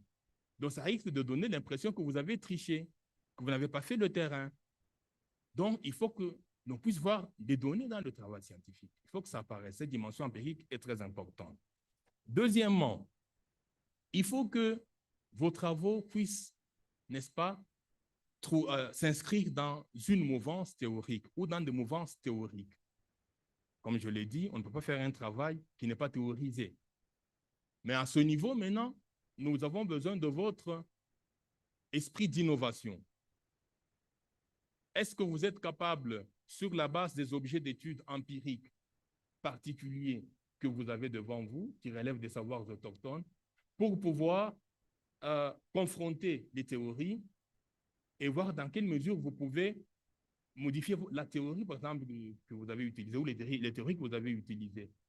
Est-ce que vous êtes capable de nous dire si la théorie ou les théories utilisées sont en adéquation avec les objets d'étude, n'est-ce pas, analysés, ou bien s'il y a une adéquation entre les deux? Est-ce que? Et c'est ce travail de réflexion-là, comme l'a dit Michel, qui va nous permettre, nous, d'avancer, n'est-ce pas, de faire avancer la science.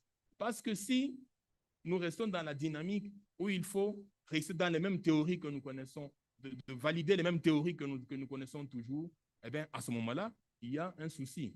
Parce que ça montre que, finalement, on a fait le terrain, on a eu des données, on les a confrontées, on a pris les théories pour les confronter à la théorie, plutôt au fait, excusez-moi, mais au finish, on arrive au même résultat où on doit valider les mêmes théories. À ce moment-là, il y a un souci. C'est une observation que je fais souvent auprès des jeunes étudiants. Ils formulent un sujet de recherche, ils émettent des hypothèses, vers la fin, il dit, mes hypothèses ont été validées. Toutes les 4 ont été validées. Finalement, un jour, je dis, donc, quand vous faites vos travaux, vous ne validez, vos hypothèses sont toujours validées jusqu'à la fin.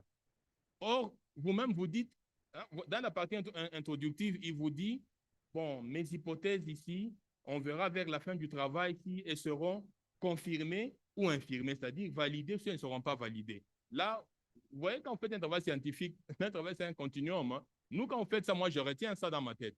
Puis, je dis le travail vers la fin, j'arrive, non, toutes mes hypothèses ont été vraiment validées, tout ça, finalement. Donc, alors là, il y a un problème. Il y a un problème, ça veut dire que soit vous faites un travail qui est déjà prédéterminé, vous avez des hypothèses déjà prêtes, hein, ça dit que vous mettez des hypothèses et vous savez très bien que vers la fin, vous allez dire qu'elles sont validées.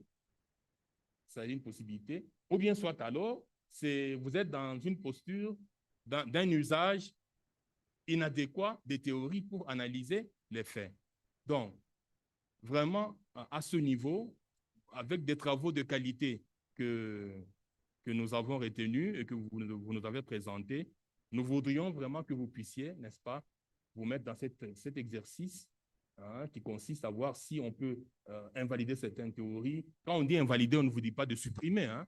C'est-à-dire, il y a certains aspects d'une théorie qui peuvent être, par exemple, validés, d'autres pas. Je donne un exemple. Nous connaissons Karl Marx. Karl Marx a dit, écoutez, lorsque, vous connaissez le marxisme, n'est-ce pas? Lorsque un degré élevé de misère, lorsqu'un peuple se trouve, vit dans une misère très, très avancée, il arrive à un moment où elle se soulève, puis il y a des révolutions, etc. Mais souvent, on se pose la question, est-ce que la misère que les populations africaines, n'est-ce pas, connaissent, ce n'est pas une misère qui peut pousser à des révolutions partout en Afrique? C'est que la théorie marxiste pose problème, n'est-ce pas? Vous voyez un peu ce que je veux dire? C'est qu'il y a un souci. Alors, si vous utilisez cette théorie-là, vous voulez analyser les révolutions en Afrique, il y a une inadéquation entre cette théorie de la révolution énoncée par Marx avec les réalités africaines. Pourquoi est-ce qu'il n'y a pas de révolution en Afrique alors que la misère a atteint un niveau très élevé? Mais pourquoi? Parce que la théorie marxiste ne peut pas expliquer cela parce qu'elle a été conçue dans un contexte occidental où les réalités ne sont pas celles, n'est-ce pas, qui sont en Afrique. Alors, à ce moment-là, vous, qu'est-ce que vous allez faire? Vous prenez la théorie, vous la confrontez aux faits et vous vous rendez compte que cette théorie explique certaines choses, mais il y en a d'autres qui n'expliquent pas. Par exemple, vous pouvez arriver à la conclusion que s'il n'y a pas de révolution chaque fois en Afrique, c'est à cause de l'élément ethnique, par exemple. L'ethnicité peut être un élément, n'est-ce pas, qui fait que chaque fois, il n'y a pas de révolution. D'ailleurs, on le voit. Si vous voulez, dans un auditoire, dans une classe, le chef de classe ne travaille pas bien, vous vous réunissez, vous dites, non, il n'est pas là. Hein. Vous dites, non, demain, il faut que nous puissions le démettre de ses fonctions parce qu'il ne travaille pas bien. Au moment même où vous êtes en train de faire cette réunion-là, vos collègues de son ethnie sortent, ils vont dehors, il appelle, dit, mon cher ami, fais attention, il y a déjà une réunion ici pour que tu sois démis de tes fonctions. Et déjà, le gars prend des dispositions. Demain, vous arrivez avec l'idée que non, aujourd'hui, il est dehors, il arrive, il devient encore très fort. Pourquoi? Parce que cet élément ethnique, n'est-ce pas, ne vous a pas permis de mener votre révolution. Donc, voilà ce travail, n'est-ce pas, que nous pouvons faire à ce niveau. Enfin, je terminerai par un vœu. C'est le vœu de voir cette première cohorte. Je crois que mon ami Sifo l'a dit, Michael aussi l'a dit, je crois que Godwin aussi l'a dit dès le premier jour. C'est le vœu de voir, vous savez, chaque fois quand on fait quelque chose qui est pour la première fois, on veut que cette chose-là aille de l'avant, que cette chose aboutisse à bon port, etc. Nous voudrions vraiment que cette première cohorte de nos boursiers et boursières, dont la qualité, n'est-ce pas, des travaux est appréciable, nous voudrions vraiment qu'elles s'investissent dans un travail sérieux d'investigation. N'allez pas vraiment pour aller travailler, de manière brève, vraiment travailler, mobiliser des données. Si vous n'avez pas de données, vous n'allez pas faire un bon travail. Ça, c'est clair. Donc, si vous ratez l'étape de la mobilisation des données, de la production de données, vous avez raté ce travail. Parce que ça doit être un travail empirique.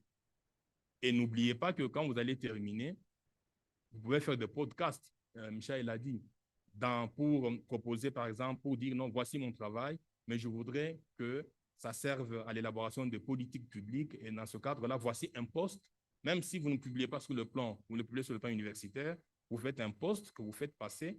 Et aujourd'hui, les postes sont très écoutés par des gens. Et ça peut contribuer toujours à l'élaboration des politiques publiques. Voilà un peu, j'avais beaucoup de choses à dire, mais Michel, on n'a pas assez de temps. Mais ça, c'est juste l'essentiel. Je peux m'arrêter à ce niveau-là. Merci beaucoup.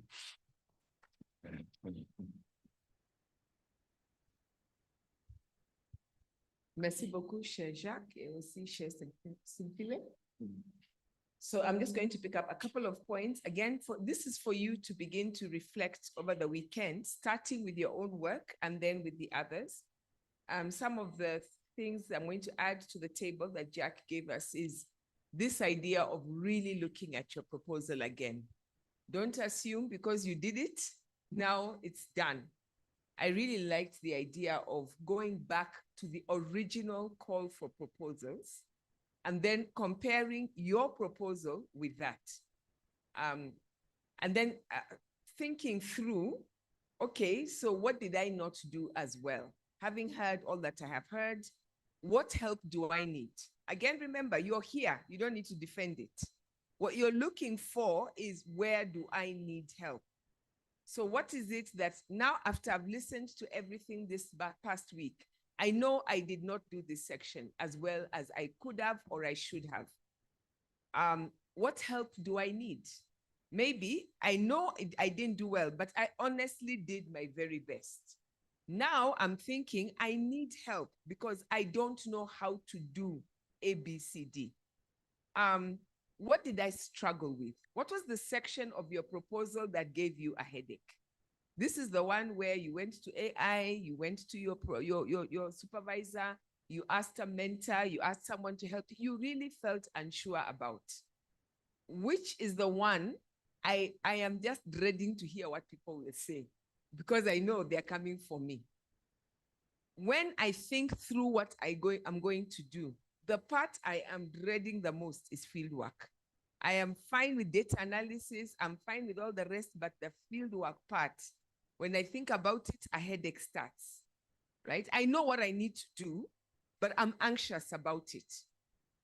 As I listen to others in my group, who do I feel from listening to them? That is the resource. That's the person who needs to become my best friend. As I listen to everyone else, who do I feel I have something to offer? Whose work might speak to mine? Might they have access to resources I don't have? Whose conceptual framework I was just in awe when I had them speak to it. So really thinking through your call for proposals coming back next week, you know that call for proposals inside out, thinking through your own project, but thinking about where can I get help? And then also, what do I know I do and I do well? So that as I'm listening to the others, I can also give them good feedback on that. I also really, really liked, Jacques, your emphasis on these questions. Now we're going to breaking down every stage that you're going through. What are my research questions? Are they clear? So that next week, if somebody comes and they say to you, there's a phrase I like that comes from the Bible, speaking the truth in love. They're speaking the truth to you in love, and they're telling you this is not clear. I don't see it as an attack. I see it as feedback. So thinking through your research questions, are they as clear as they can be? Asking yourselves, have I stated what are my hypotheses? What are my assumptions? What is it I took for granted that I might need to now think about? And then Jacques really talked to us about methodology. What are my methods? I personally, I prefer qualitative. Quantitative, my hair starts getting white when I know I need to work with quantitative. Is mixed methods something I know my study needs, but I'm not as confident? So begin to actually ask, where is it? What are my strengths? What are my weaknesses? Is there a place I know I should have put something, but I just didn't have the confidence to? So that even as you talk through your proposal, you can begin to flag it. It wasn't in your proposal, now it is. The question of dissemination, did I really think it through? Or did I assume that writing a journal article would be enough? Jacques also really emphasized the question of theory. What theory are you building on? Is it the best theory for the research that you want to undertake? Or is it just the most convenient theory? Are there theories that I've heard about, but maybe I need to think a little bit more, and this will be an opportunity for me to actually explore and think through that theory. What do I want my research to do in conversation with this theory? I think Godwin alluded to this, Africans used to come under the burden where we were only expected to provide case studies to what other people had theorized. There was a joke when I was in graduate school that you must find a way of putting Michel Foucault somewhere in just figure it out, but Michel Foucault must be there somehow. Is that what I'm doing? Do I want to test this theory and say, okay, it might apply out there, but when I come to this community, it raises interesting questions. So this community is an outlier community. Or in Eswatini, we have a different kind of political context. So while this might be true for Nigeria and Zimbabwe and Botswana, when you come to Eswatini, this does not apply. And the reason is we have A, B, C, D in Eswatini. So what are you doing with the theoretical frameworks that you're working with? He asked us if we want to develop the theory further. And then asked us if our methodology how does it speak to this theory? He gave us some red flags. Is my research too general? And so on. So again, think about those. And then earlier on, I had asked what is African, about the African fellowships. Now he has asked us, what is it that makes what you're doing research and scientific research? Yes, we all want to celebrate our indigenous and alternate knowledges. We want to celebrate the intellectuals working in this site, but this is a scientific research project. So what is the science part of it? What is the research part of it? He reminded us that we are working with intellectuals who work in different sites, and each of these sites have their conventions, they have their methodologies. So we must really think about what it means to come in to work with mentors as mentees. So we're not just coming to take from them in terms of data, we're also coming to learn from them in terms of methodology, in terms of conceptual frameworks and all that. So thinking it very clearly, I've had a couple of conversations with some of you around my academic supervisor and what that academic supervisor wants. Ask yourself, what will my mentor my supervisor from these other sites expect of me, whether it's a policy site, whether it is a guild, whether it is the holder of the guardian of a shrine. What are their expectations? What are their conventions? How do I enter into this space? What is it I will bring back to that space as my own contribution to this community of knowledge that I have become a co-worker in? And then I think one thing he said that for me reminded me and took us back full circle, my personal story and circumstance.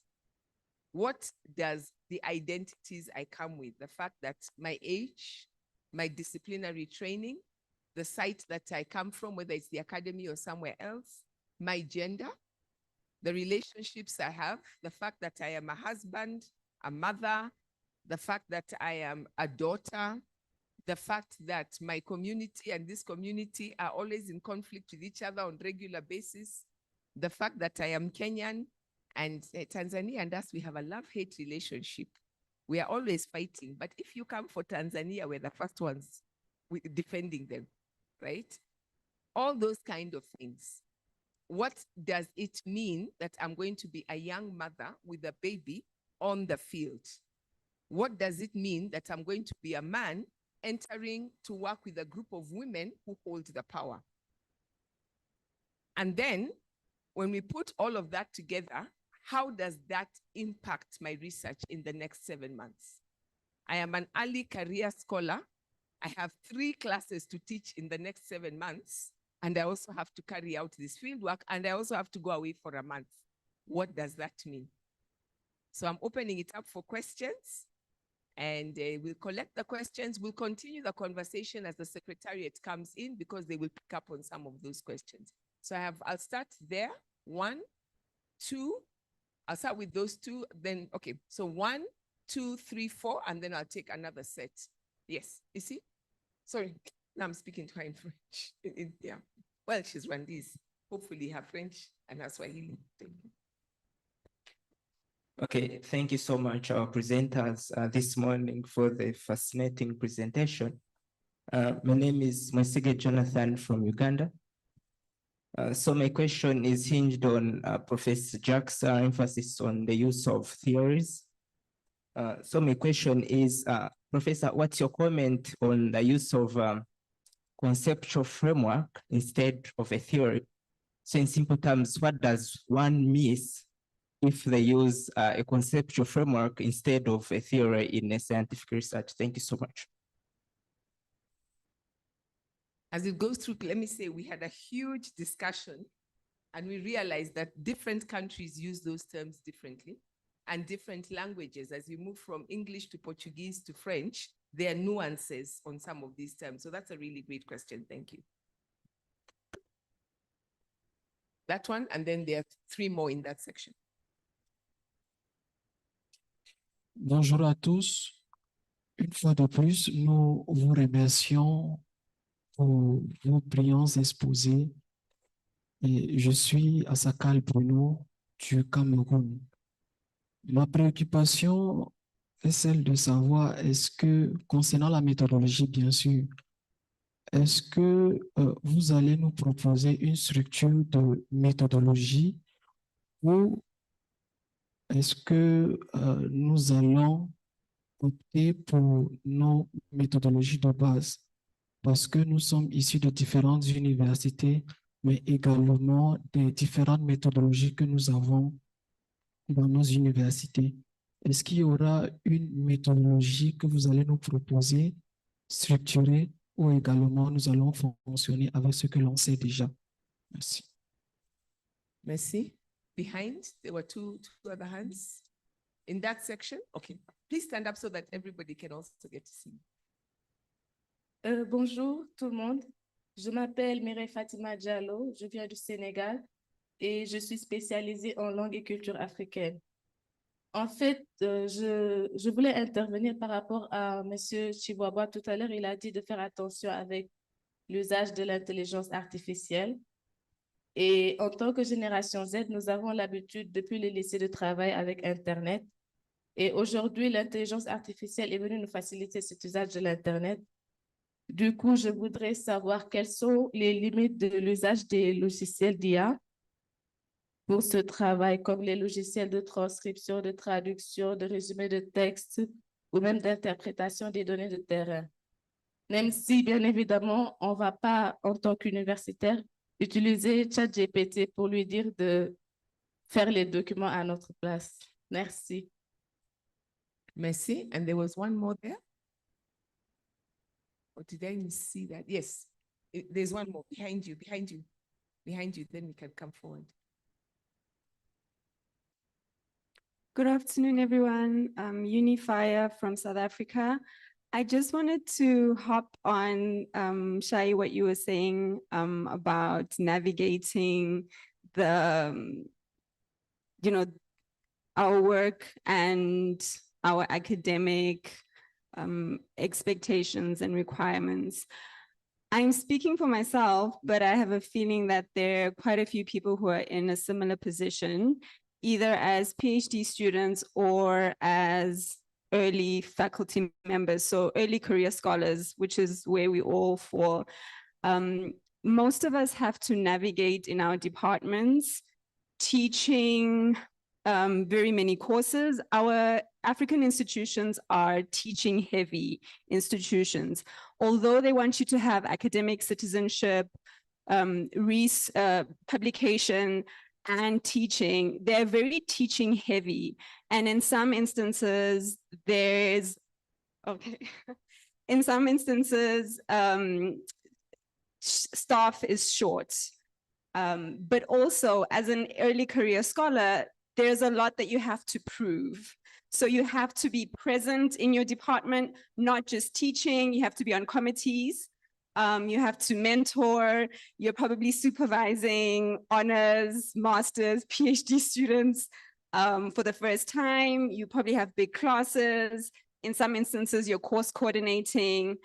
And getting 7 months to do a project is something that's quite difficult to negotiate alone on your own, because you're navigating the university institution and how things work. So on top of the 7 months, there's the 1 month that you have to have in another country. Logistically, that is a bit of a nightmare when you're an early career scholar, because senior scholars might be thinking, well, you just arrived and I haven't had any time to do my research, and now you're going to have a month away. We can't get a sessional teacher for you, or, there's a bit of an imbalance with that. So for this cohort and for future cohorts, I'm wondering how Codestria might negotiate that with us and our departments, so that it doesn't feel as if we are bumping heads with our departments, but also we're able to be in the space fully and be present, so that we're not half and half. Thank you. Thank you. And I'm going to take us back to the 3-sentence rule for questions. I'm really happy with that question. I let her speak to it, because I'm going to ask my colleagues not to answer that question. Dr. Lawani is in the room. He will be speaking to us about the fellowship, and that is something that the Secretariat will deal with. So I wanted you to elaborate on it, so that as he prepares, he will be able to put that into the conversation. And yes, I know you're also talking to Basiru. I'll help you out with that one. Any other questions for the panel? I can see one hand here. So I'll take that one and then we'll come to the panel.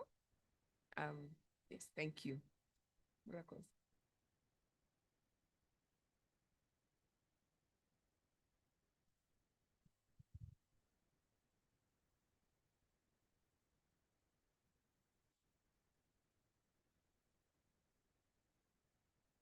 Bonjour tout le monde. Moi, je suis Goumbri Karim. Je suis de l'Université Joseph Kizervo de Burkina Faso. Je vais remercier le Codestria pour l'opportunité qu'il nous offre pour travailler ou encore proposer des contenus qui reflètent réellement nos réalités africaines, parce que la plupart des bourses qui sont généralement proposées ne permettent pas vraiment d'avoir une méthodologie qui puisse permet de prendre en compte les réalités africaines. Et après l'exposé du professeur, j'allais demander, parce que je suis des sciences du langage et il arrive souvent que nous utilisons des cas théoriques qui présentent des limites. Est-ce que dans ce sens, il y a la possibilité de travailler avec deux cas théoriques? Un cas théorique présente des limites et vous pensez qu'à travers un cas théorique donné, vous pouvez associer les deux cas théoriques, ce qu'on appelle la méthode éclectique, pour faire le travail, ou bien nous sommes obligés de proposer une méthodologie ou une théorie, modifier la théorie à notre convenance. Merci.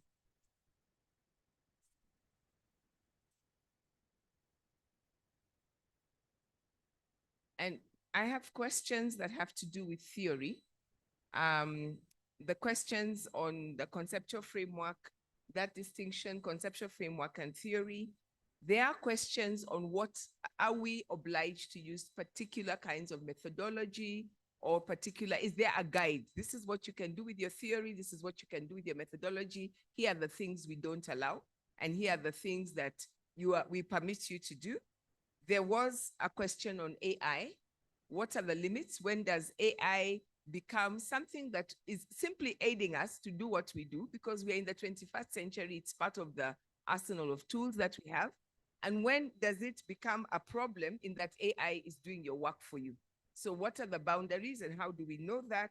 And then we'll pass on the question of navigating our work requirements. So colleagues, I'm going to come to both of you. You can answer whichever of the questions in whatever way you want. And then we will start to then transition into, unless there's another burning question, we will transition into the next section that then will answer many of the questions from the morning as well, which is responding to how is the fellowship structured and what are the implications of that. Kaka Simfiwe, Jacques, qui va commencer? Merci, Michel. Alors, je crois que beaucoup de questions m'ont été d'ailleurs adressées. C'est pourquoi je préfère commencer. De très bonnes questions d'ailleurs.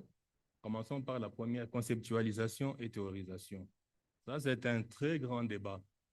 D'abord, il faut savoir que quand on parle d'une théorie, la théorie, c'est un ensemble de concepts.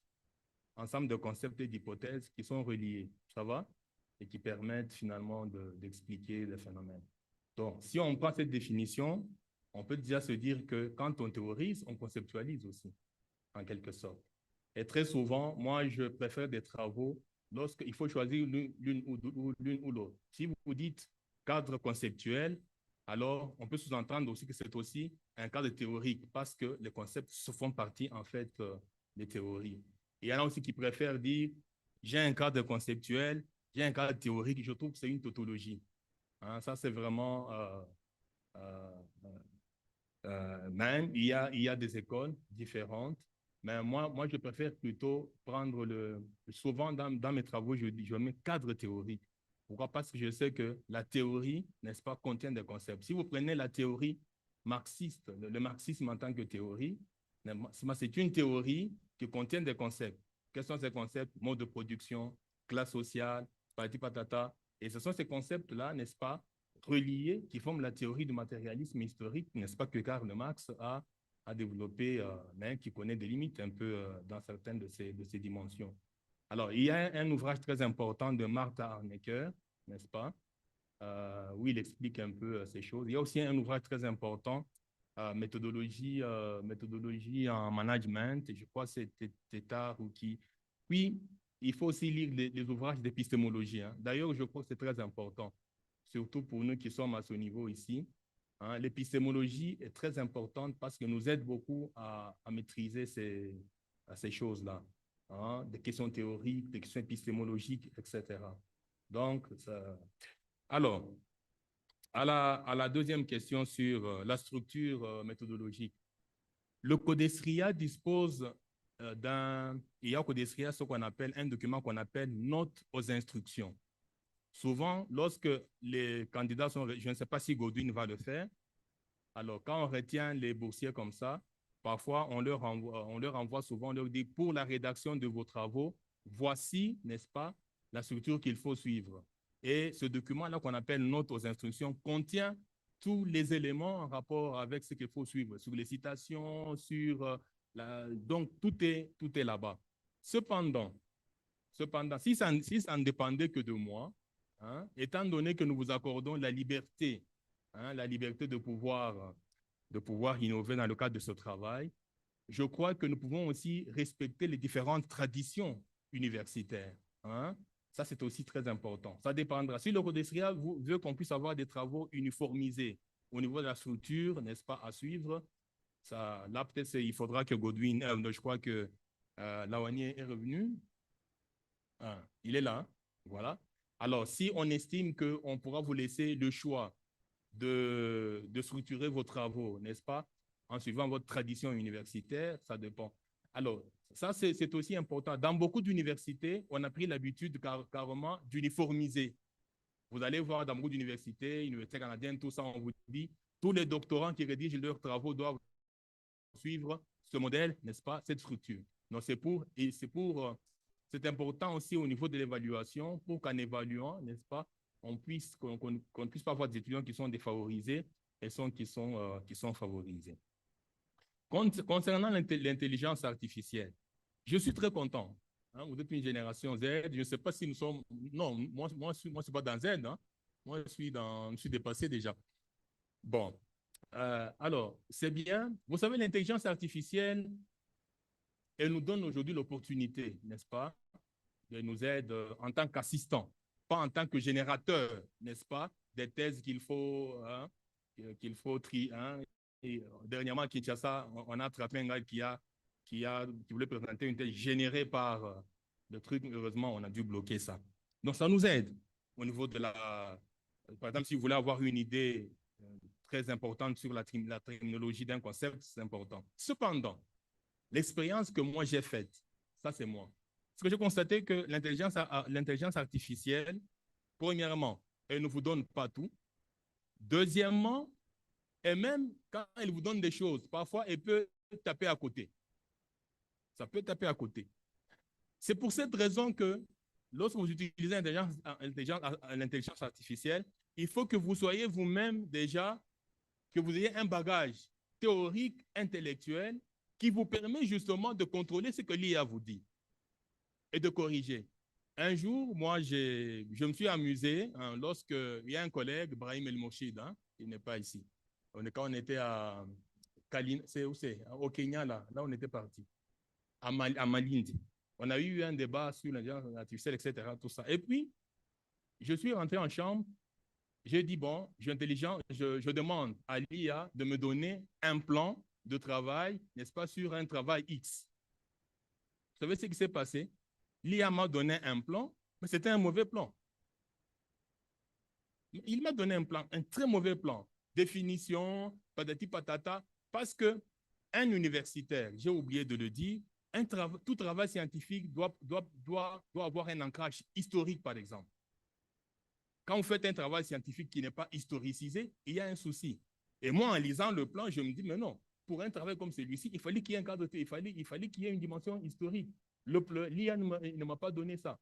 Et si vous fiez au plan qui vous est donné par l'IA, vous allez présenter, par exemple, faites un travail, vous présentez devant un jury, eh bien, un spécialiste va vous dire, madame, monsieur, votre travail est un peu bien, mais pourquoi vous n'avez pas historicisé? Pourquoi vous n'avez pas inscrit vos faits dans une globalité? Parce que tout fait social ou humain s'inscrit dans une globalité historique qui lui donne un sens et une signification.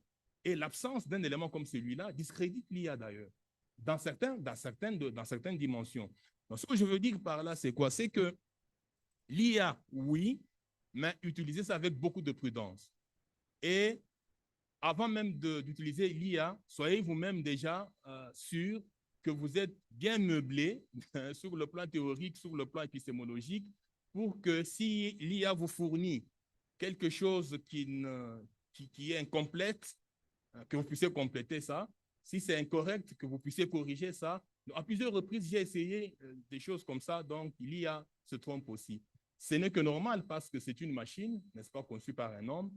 Et même les données, ce que vous introduisez vous-même dans l'IA, si vous l'introduisez mal, l'IA vous donne la réponse par rapport à ce que vous avez introduit. Ça veut dire que si vous n'avez pas un bagage intellectuel suffisant pour demander à l'IA, n'est-ce pas, une information, pour qu'elle vous fournisse une information qui soit claire et précise, eh bien, l'IA va taper de côté. D'où l'importance toujours, n'est-ce pas, du sujet connaissant, du chercheur que vous êtes, qui gardez toujours votre autorité épistémique, comme je le disais. Hein, il y en a qui disent qu'avec l'IA, l'autorité épistémique, non, vous l'avez toujours. Vous l'avez, voilà. Je ne voudrais pas aller. Alors, pour terminer, je crois que peut-être c'est terminé. Ah, vous avez deux théories. Mais non, mais vous avez raison. Lorsque vous, dans un travail scientifique, j'utilise la théorie de genre, par exemple. Je dis, mon approche théorique, c'est le genre pour expliquer les phénomènes. Et que je me rends compte que la théorie de genre ne me permet pas d'expliquer, n'est-ce pas, tous les paramètres, en fait, de mon objet d'étude. Je peux dire non, à la théorie de genre, j'ajoute la théorie, par exemple, de Bourdieu, ou bien la théorie, par exemple, de Mudimbe, qui vient compléter la théorie de genre parce que celle-ci ne prend pas en charge telle dimension. Mais ce qu'il ne faut pas faire, c'est utiliser 4, 5, 6 théories. Non, là, à ce moment-là, ça ne va pas. C'est comme au niveau de la problématique. Vous posez, j'ai vu dans certains travaux, quelqu'un qui vous aligne 8 questions. Êtes-vous sûr que vous allez couvrir, n'est-ce pas, toutes ces questions en rédigeant votre travail? Non. Donc, il faut avoir, n'est-ce pas, l'esprit de la mesure, hein, n'est-ce pas, savoir limiter les choses. Donc, deux théories, si l'une peut compléter l'autre, oui. Mais si maintenant les deux théories ne vous permettent pas d'expliquer votre phénomène, n'est-ce pas, à ce moment-là, maintenant, il faut innover. Et faites attention, ne me faites pas dire ce que je n'ai pas dit. Je ne vous dis pas je ne vous demande ici de devenir des Pierre Bourdieu, des Anthony Giddens, hein, tous ces savants-là qui ont inventé des paradigmes, etc. Ce n'est pas ce que moi je vous demande ici. Hein, c'est-à-dire que vous nous inventez une nouvelle théorie, etc. Ce que l'on vous demande, c'est de rester modeste, de dire, par exemple, que j'ai utilisé une théorie, mais dans certaines de ces dimensions, je trouve qu'elle pose problème. Voici ce que je peux faire. Hein, parce que il ne faut pas, en sortant d'ici, dire que non, il nous a dit qu'il faut inventer des théories comme si je vous demande de nous proposer. Non, non, non. En tout cas, ce n'est pas ce que je dis. Voilà, je crois qu'on peut s'arrêter à ce niveau-là. Merci.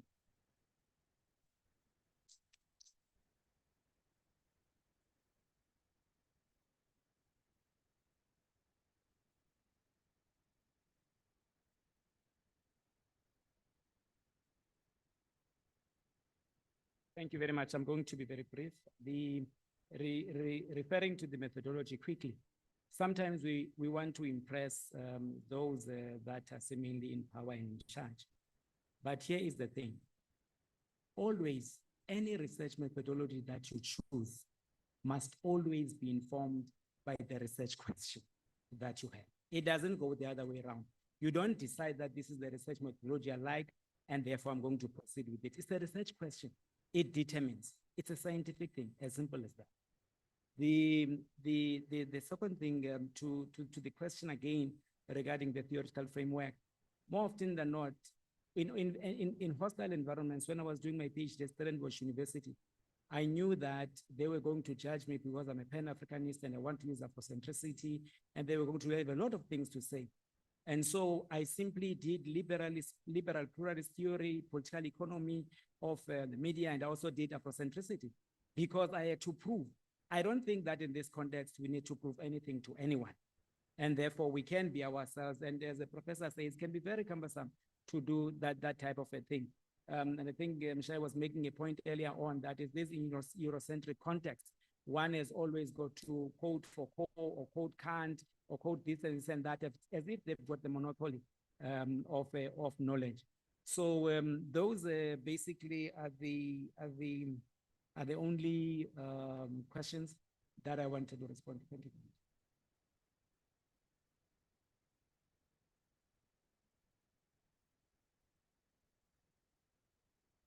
Okay, thank you very much, colleagues. As you were speaking, I thought of this quote by Frantz Fanon.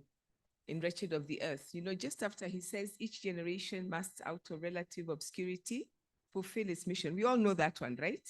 Fulfill its historical mission, betray or fulfill it.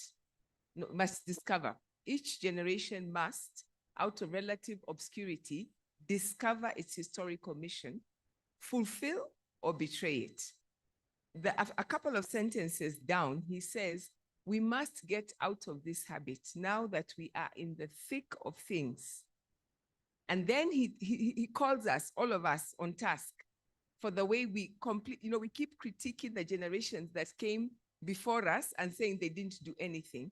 And then he says they did the best they could with the resources that they had then.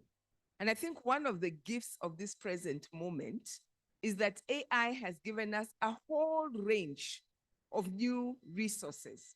So we must not be afraid to use it, but we must also develop the kind of guidelines, the kind of considerations that the generations that come behind us, but also the generations that are before us would need to know and would need to be able to use. Because let me be honest, many of the third, the fourth, the fifth generations, they are not the digital natives, quote unquote, that you are. So I don't know. Let me just be honest. I'm very afraid of using AI. It took me ages before I even would allow ChatGPT onto my computer, leave alone into my work. But it's not because ChatGPT necessarily is 100% evil. It is because I don't have the skills and expertise to know how to use it in research. So we are relying on your generation. If AI is a tool that can be useful, help us find it. Yeah, I just did a paper 3 weeks ago at Kenyatta University. And one of the people who came up to me, he said, well, you're working with maps. Do you realize, okay, so first of all, there's this new map African Union is telling all of us to use. And then he said, do you realize that you can use this app and it can produce the maps of the work that you are doing for you? All you would need to do is to put in the data. I was like, that sounds fascinating. I don't even know where to start. And the guy said to me, here is my card. When you're ready, call me. I'll help you do it. Now, I would never have done that. So if AI is something that you think is helpful, then maybe your research will help us also decide it. But remember, people are coming at it with a lot of skepticism. So again, the fact that I liked what you said, your research, what you do in terms of your methodology is determined by your question. You're not doing something because it is sexy. You're doing it because your research will benefit from it. So I really, really like, thank you very much for those answers. Any other questions or comments? Because I had shut down on questions. Now I can also take a round of questions. Yes, that's one. Anyone else? I can see, so I'll start here, 1. I can see at the back of the room, and then I can see 3 and 4. And I have Dr. Lawani's permission. He thinks this is very useful because then it helps you as you go into the afternoon session and next week to begin to think through the issues that you're putting on the table. So yes, please. Please stand up so that we all get to see and know you. Good afternoon. Good afternoon. Yeah, my name is Precious Opuka from Kibabi University, Kenya. I have some few questions for Professor. First of all, thank you for the wonderful presentation. Yeah, question number 1, what is the best approach of formulating a research problem? Is it from the ideal to realia or realia to ideal? Number 2, when So formulating— just a second, I am going to ask the other two panelists, if you do want to add anything to the conversation, just put up your hand and we'll bring the mic to you as well. Number 2, when formulating a statement of the problem, is it necessary for a researcher to cite other scholarly works? Number 3, how do we ensure that we problematize our study correctly? Lastly, to what extent is Afrocentric theories authentic in philosophizing the phenomenon in African context? Thank you. Thank you. I also want to draw your attention, if we do not cover all of your questions in detail, we also have in the room the people who will be with you when we send you out across the continent. And they are sitting, I can see they are taking notes very closely. And so I will also, if any of you want to contribute, I know that we will be sending people to you, but if you have some insights, please, I will come to you and ask if you have anything you want to add. So I had one question. Number two was, yes. I don't know where the mic, yes, there, and then we'll come to this section.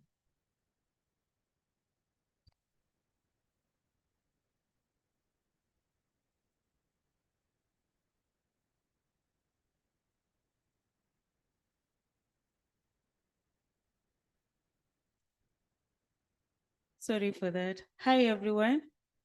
I'm Beryl Akinyi from Kenya. I have one question to the professor.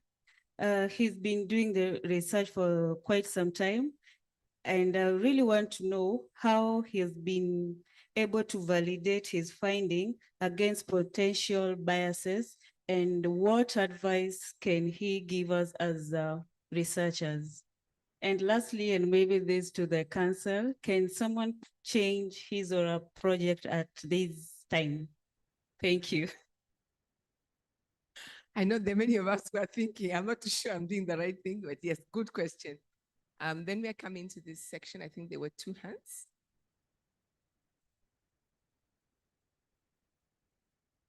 Okay, so la question qui ça? Please, could you repeat your question? The interpretation did not come out. He didn't understand the question. So the second, la dernière question? Jacques, la dernière question? Just the last question, yes. The last question is to the council, if we can change our projects. And the first one was to a professor to explain to us how he's been able to navigate through the validation of those who bring biases to his work. Okay with that? Yes. I think that was the question for Cynthia. Yeah.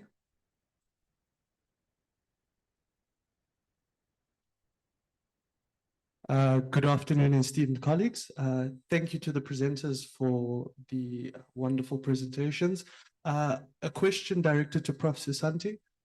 Just for the benefit of some of the colleagues, I think what was implicit in your presentation and your letter to Cheikh Anta Diop were the concepts of Afrocentricity and African-centeredness. Could you perhaps elaborate a little bit on that as a methodological orientation for some of the scholars who might be interested in applying that as their framework? Thank you. Okay, and I'll draw your attention. He can answer to that question. We have a presentation from Prof also on Monday, which I assume he'll touch on that, but may I request, even if you just give us a little bit of a taster. Okay, and then there was somebody here, yes.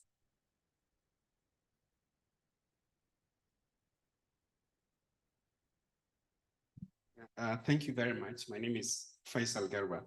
I just want to touch on the question of concepts and categories, because I went through a lot of the topics. And given what Professor Sisante said, it's important to realize that concepts and categories are not neutral, right? So there's something that we often use on this continent in terms of thinking of identity. So people say my tribe, right? Now, this is not a neutral category. This has its rootings in colonial anthropology. The idea that African societies are timeless, self-contained, bounded, right? And some of the topics would have things like Dagare, ABC, or Yoruba, this and that, or Hausa. What I'm saying is that this is a continent that has been produced by mobility of people, of ideas, and incorporation is the way in which polities have been created. One lasting feature of colonial statecraft is the idea that ethnicity is contained in something called tribal homeland. So we assume that these ethnicities have no history. So people speak about Hausa or Yoruba, but actually these were things that come to be over time, right? So I think we need to be cautious about this thing, even of the indigenous itself, right? So this thing of framing becomes important because the indigenous has a lot more salience, I think, in the North American, South American context and in settler colonies in Africa, as opposed to non-settler colonies, where one may begin to think of endogenous as opposed to indigenous. So the way we frame the indigenous has to be really cautious. If not, we're going to reify identities that are shifting, that are not static. So I'm happy to have a chat with people. I don't want to take much time, but I think this is very crucial. Else, we may find ourselves in a trap whereby things that have been in flux become solidified. And that is the essence of colonial scholarship, in my view. Thank you. Thank you indeed. I think you remember that Dr. Murunga pointed to the whole debates and that these are very nuanced terms on the very first day. I can tell you at the launch workshop of AFRIAK, these questions were debated upon vigorously.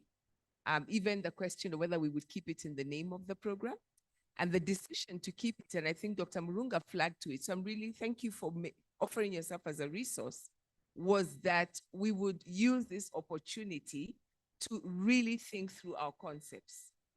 And it's not just, the word indigenous or alternate. What does it mean when we say alternate knowledges? That actually came also as a response.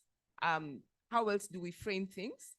What the concepts we take as everyday, the concepts we use without a second thought in our own work.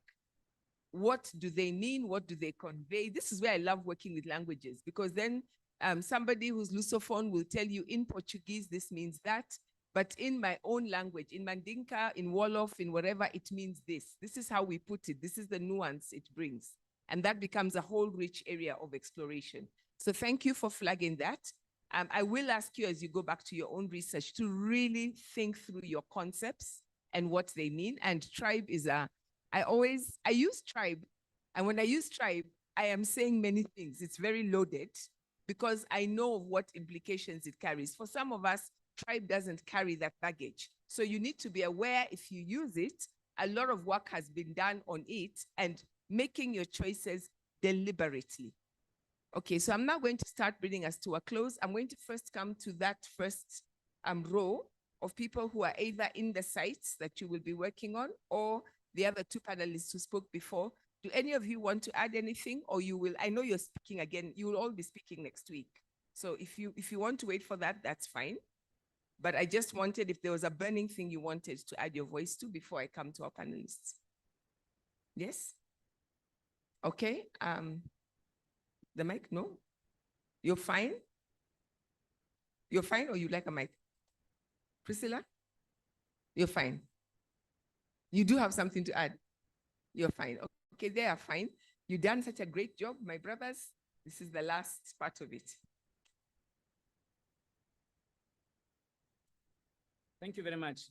To my fellow learners, I always make the point that when you want to present a problem statement, one solid paragraph is enough. That then indicates that you are addressing the concrete issue that is at hand, so that you're able to summarize it with one solid paragraph. And of course, that problem statement moves from the concrete, that which is confronting you at that very moment. And thereafter, you're going to begin to conceptualize, theorize, and all of that thereafter.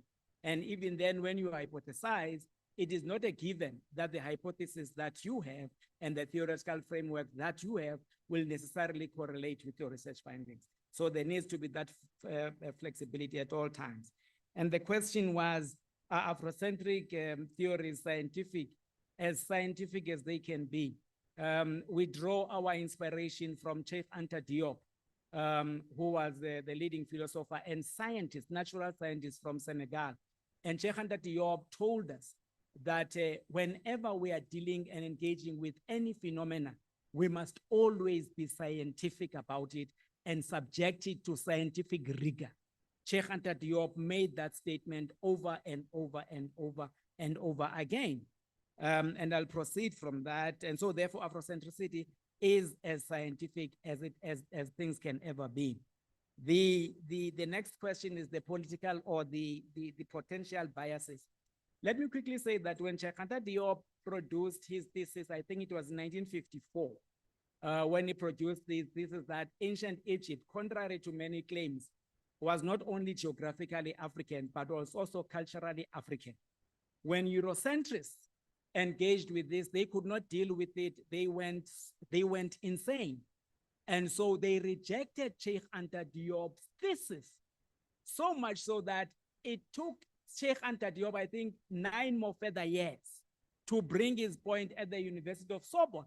And it was proven beyond any reasonable doubt that what he had said. So racism, scholarship is not neutral, it's not independent. It is embedded by subjectivities and all of that. And when we are scholars, we've got particular agendas, whether we state them or we do not. And so the European world has always said that, and anything and everything that the Africans want to do that does not conform or bow down to what they have, they've always sought to undermine it. So the question was again personal. How do I deal with that?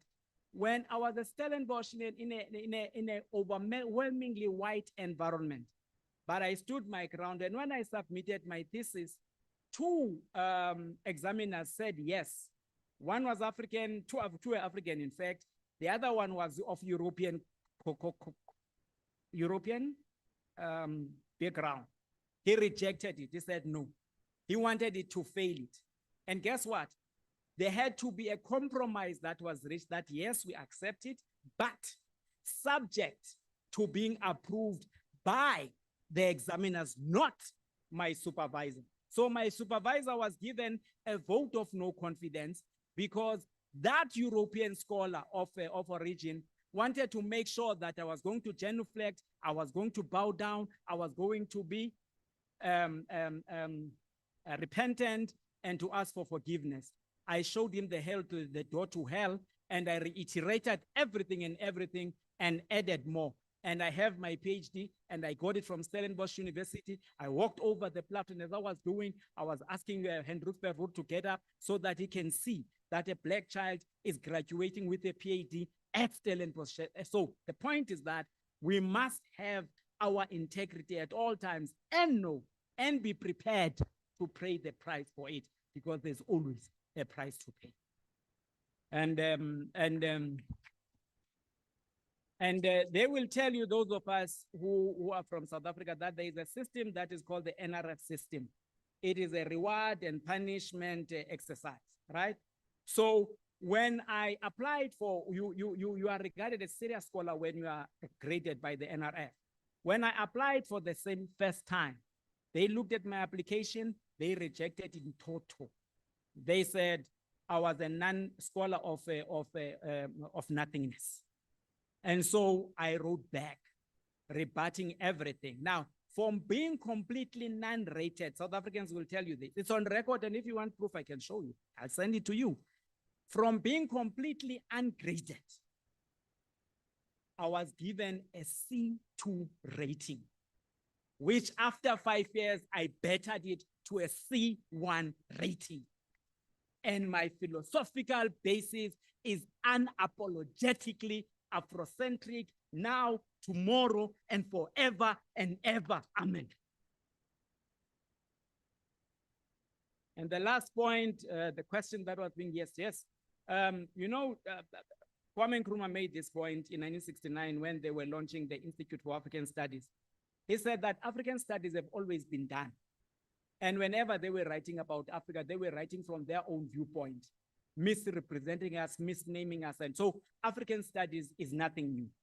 But Nkrumah said we must begin to do African studies from an African-centered perspective. And that is what Afrocentricity is.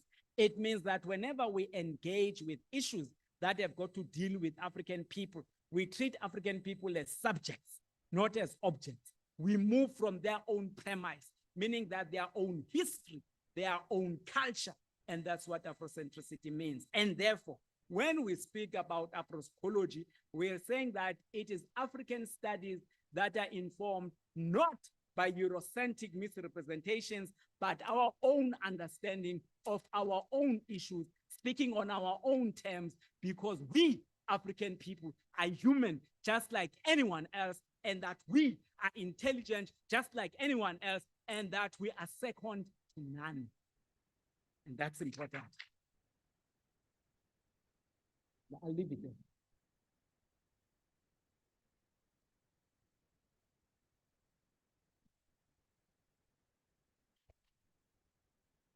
Ok.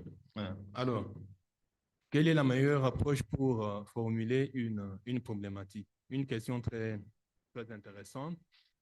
D'abord, la première approche, le premier élément qu'il faut prendre en considération, c'est ce que mon ami a dit tout à l'heure.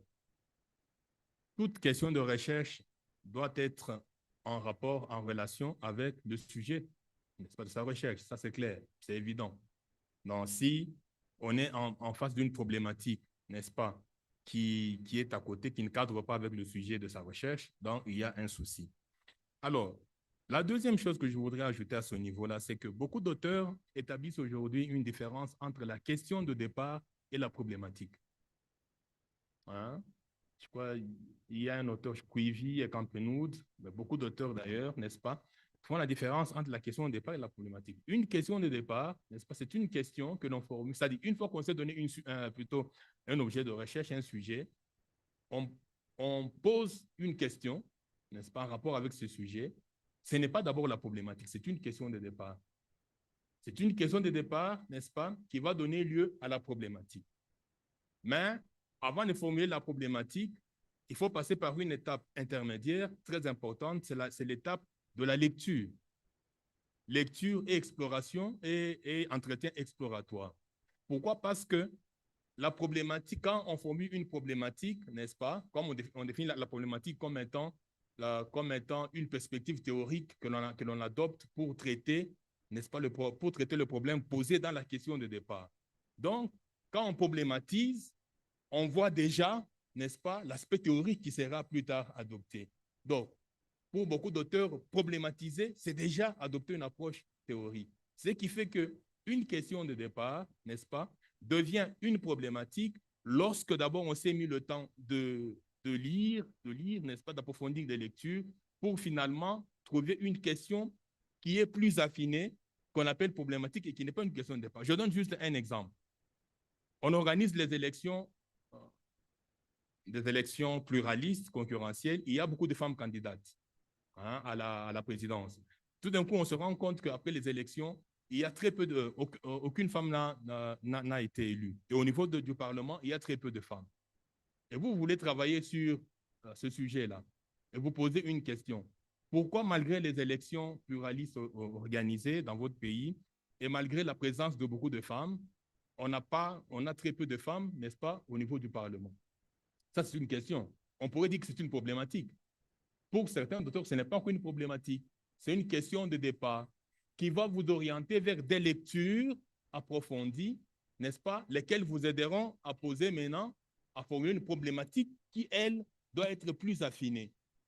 Supposons maintenant qu'après les lectures que vous allez faire, vous arriviez maintenant à formuler votre question de départ comme ceci. Pourquoi, malgré les élections pluralistes organisées dans notre pays, et malgré tout ça, la démocratie, non, ou bien pourquoi les élections pluralistes n'ont-elles pas donné lieu à une démocratie sexuée, par exemple? Il y a une nuance entre les deux. Vous voyez? Alors, lorsqu'on dit pourquoi les élections n'ont pas donné lieu à une démocratie sexuée, on a une problématique parce que, en parlant d'une démocratie sexuée, on s'inscrit déjà dans une approche théorique, n'est-ce pas, genrée, le genre. Donc, pour beaucoup d'auteurs, n'est-ce pas, les jeunes chercheurs, quand ils débutent, même les chercheurs très, très expérimentés, quand ils débutent leurs travaux de recherche, ils commencent par énoncer une question qui n'est pas encore une problématique, mais cette question-là sera affinée pour devenir plus tard une problématique. Mais avant d'y arriver, il faut d'abord passer par des lectures et par des entretiens exploratoires. C'est-à-dire que souvent, nous, on le fait pas dans nos pays. Les entretiens exploratoires, n'est-ce pas, ce sont des entretiens que l'on a avec des aînés, avec des scientifiques qui ont travaillé dans ce domaine. Vous travaillez sur le genre, vous n'êtes pas expérimenté, vous dites, donc je voudrais voir par exemple Mchai, qui a beaucoup travaillé, qui a travaillé pendant longtemps sur cette thématique pour avoir son point de vue. Vous approchez des aînés comme ça, 4, 5, 6, 10, et après les avoir écoutés, et après avoir lu, n'est-ce pas, des ouvrages théoriques portant sur le genre justement, vous arrivez maintenant à affiner votre question de départ qui devient maintenant une problématique. Et lorsqu'on établit les étapes de la recherche, n'est-ce pas, scientifique, parmi les étapes, les 7 étapes ou 8, vous avez d'abord la question de départ, les entretiens exploratoires et les lectures, la problématique, les hypothèses, le terrain, et puis la liste des informations, et puis les conclusions. Hein, voilà un peu. Alors, est-ce qu'il faut citer? Ah oui, il faut citer les auteurs. On ne cite pas par plaisir, mais seulement lorsque vous citez les auteurs. Je crois que on en a parlé avec Chai un jour quand on était au dîner. Nous avons l'habitude de citer des auteurs étrangers, mais nous n'avons pas l'habitude de citer des auteurs africains. Parfois même, vous êtes dans un centre de recherche avec votre ami qui a publié un texte sur le thème qui est le vôtre. Vous ne citez pas ces travaux, mais vous allez citer n'est-ce pas, les travaux d'un étranger, tout ça. Et ça donne l'impression comme si c'était une espèce de complexe ou de quoi. Et finalement, on n'arrive pas à valoriser, n'est-ce pas, les auteurs africains et les auteurs, n'est-ce pas, de nos États, de nos pays. Alors, ce qu'il faut faire, c'est que lorsque vous citez les auteurs, vous ne les citez pas par plaisir, c'est d'abord pour asseoir votre état de la littérature, votre état de l'art, comme on l'appelle aujourd'hui. C'est par exemple pour asseoir vos arguments, c'est pour asseoir vos problématiques sur des bases solides aussi. Et citer les auteurs, c'est aussi la marque d'une personne qui est cultivée, c'est-à-dire qui maîtrise, n'est-ce pas, les auteurs de sa discipline. Donc, il faut citer les auteurs, ça c'est évident. Maintenant, en citant les auteurs, il ne faut pas que tout votre travail du début à la fin ne soit constitué que de citations, parce qu'à ce moment-là, on ne verra pas votre part dans ce que vous avez fait. Ça va? Donc, on lit un travail scientifique où vous n'avez fait que citer, finalement, on se demande, mais où est son apport? Là, il y a un souci. Donc, je connais un professeur qui est décédé en RDC, il disait, moi, je peux faire un travail scientifique sans citer les auteurs. Bon, là, c'était...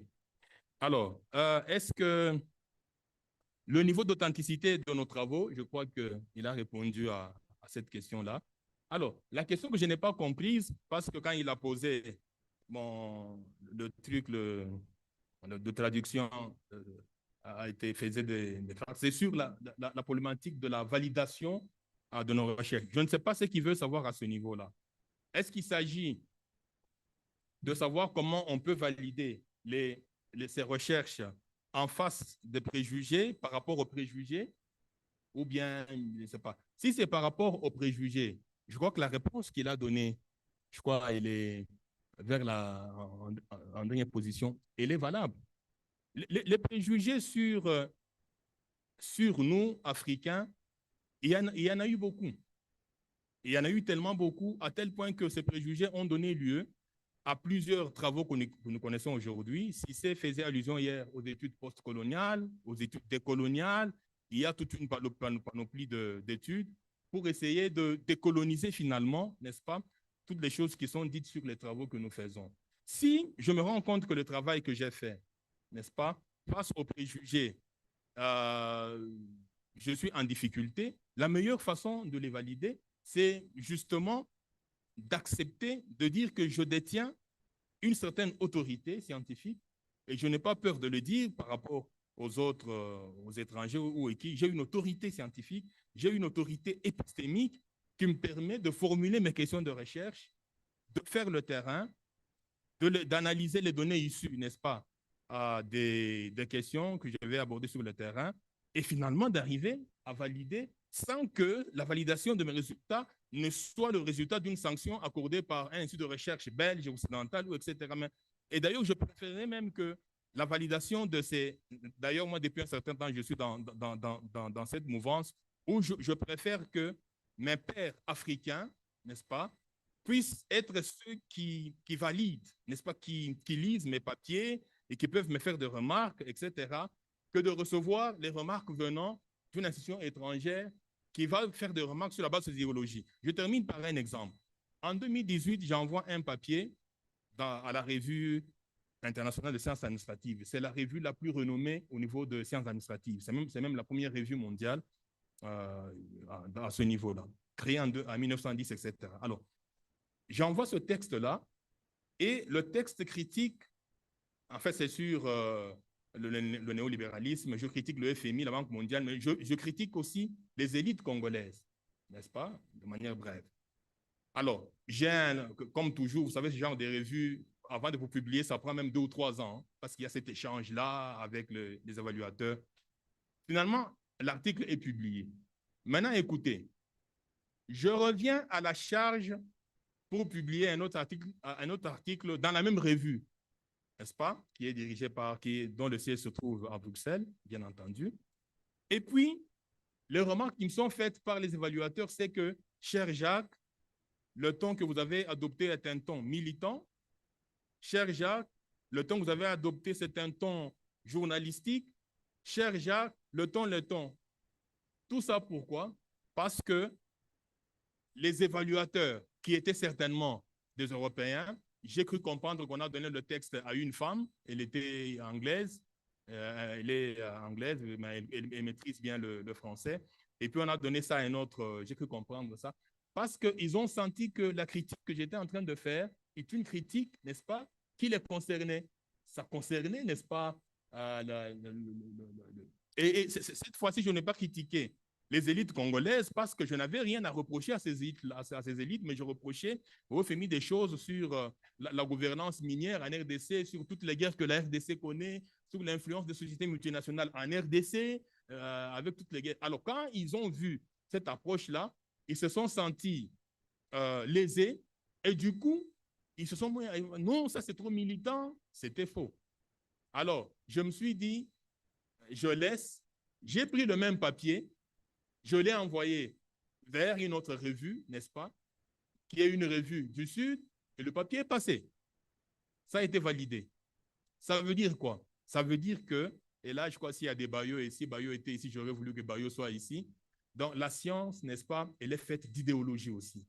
Hein, il faut faire très attention. Quelqu'un peut vous faire une remarque, on vous dit qu'elle est scientifique, mais c'est une remarque idéologique. Hein, bon, on s'arrête un peu à ce niveau-là. Hein. Merci beaucoup. Merci. Merci beaucoup. Je vous remercie, mes chers collègues, professeur Simfiwe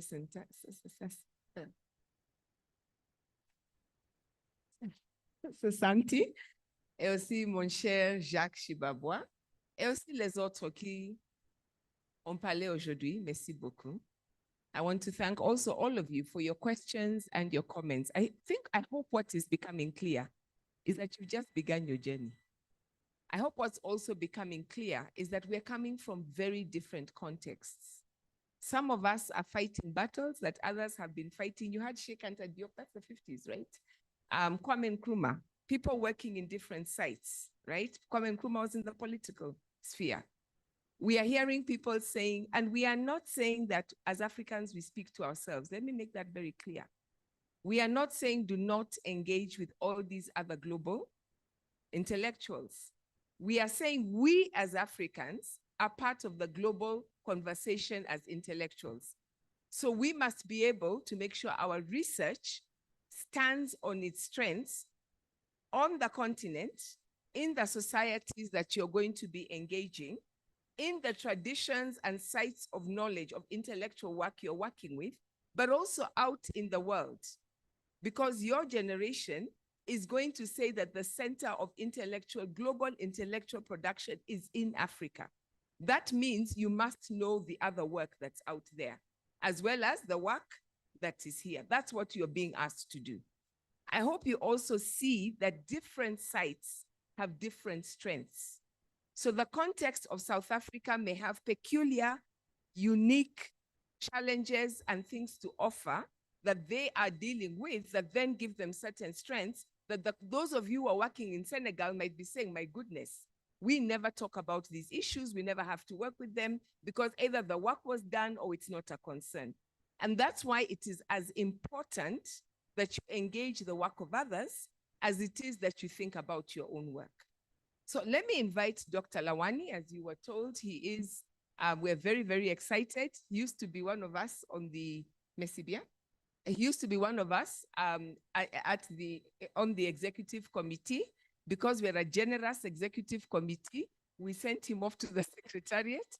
And he's the person, as you were told, who will really be working very closely with you. We've just had a quick discussion. We are going to break for lunch. If you looked at your program, what we wanted to do was just keep this session going.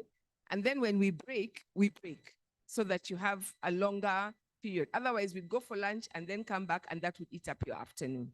What we've just been talking about is, I know there are many questions, we have noted them, that have to do with the end of the project. Yeah, your publications, how do we negotiate space and all of that. We've taken note. I think what we want to emphasize today is the task that will be before you for the rest of the time that you're here. So we are not losing those questions. We will address them, but in the time that we have, and I know we're also getting a bit tired, what we are suggesting we do is that we focus on the task before us this weekend and next week. Is that okay? So can we welcome him by singing Once I Met an Elephant so that he can come and settle himself and he can see the hard work we've been doing? Are we ready? Okay, if you want to stand and stretch before you sit down, because I know it's been a long time, you can do that. But at the end of the song, he's starting. Let's go. Once I met an elephant. As your mentor, this is when I leave you to yourselves. The song died. In other words, when you go on field work, you're going to collapse.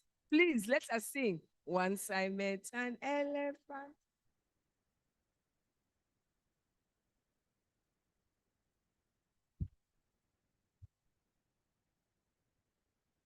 Sorry, I can't hear anything. But I do want to ask you to stand up and stretch a little bit, okay? Please just stand up for 1 minute or 30 seconds.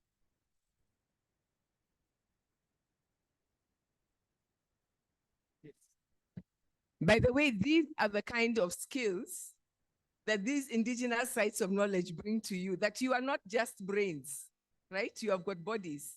I'm serious. You people, I sent you out on field work and you have all failed.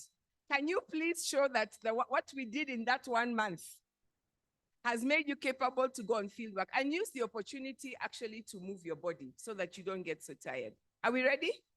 Let us go. Once I met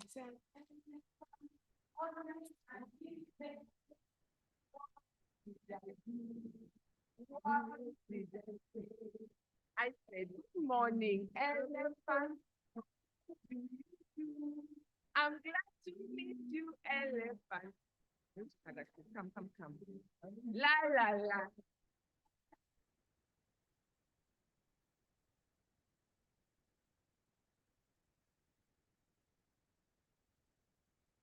I can see my generation is doing better than yours.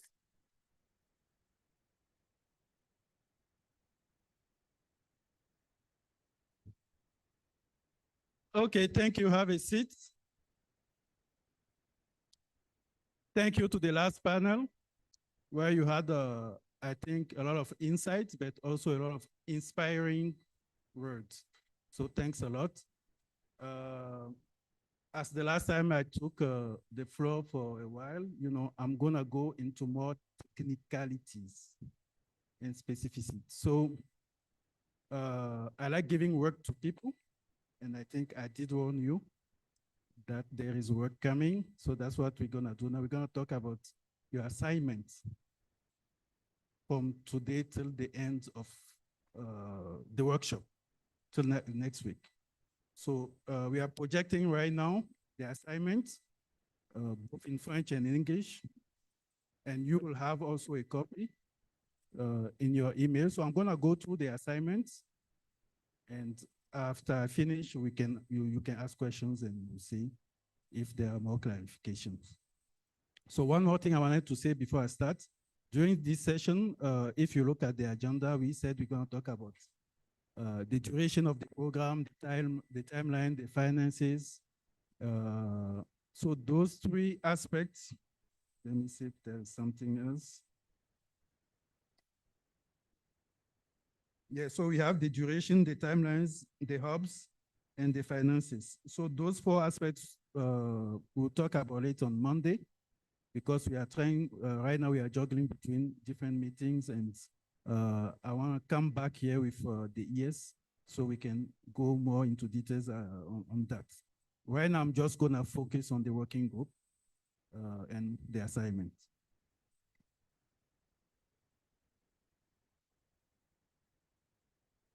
So the assignment, I really liked Michelle last, I think the last thing she said when she asks you to really engage with each other, to engage with Africans, scholars. And one of the objectives of the assignment is to really get you to engage with each other and get to know the work the other person is doing, okay? I don't know if you can read that.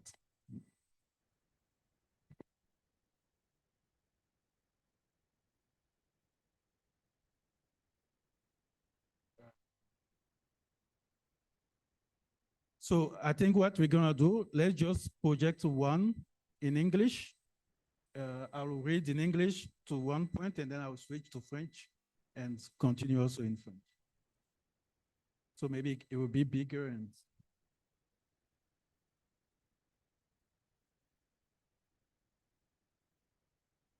is it better? So the working group assignment, I'm gonna leave the introduction. The purpose of the working groups, the working groups are intended to foster collaboration. So the idea is, can you go up a little bit? The idea is create a platform for fellows to engage with each other's research, ideas, share expertise, and build relationships that support co-production of individual knowledge-based, IP-based knowledge.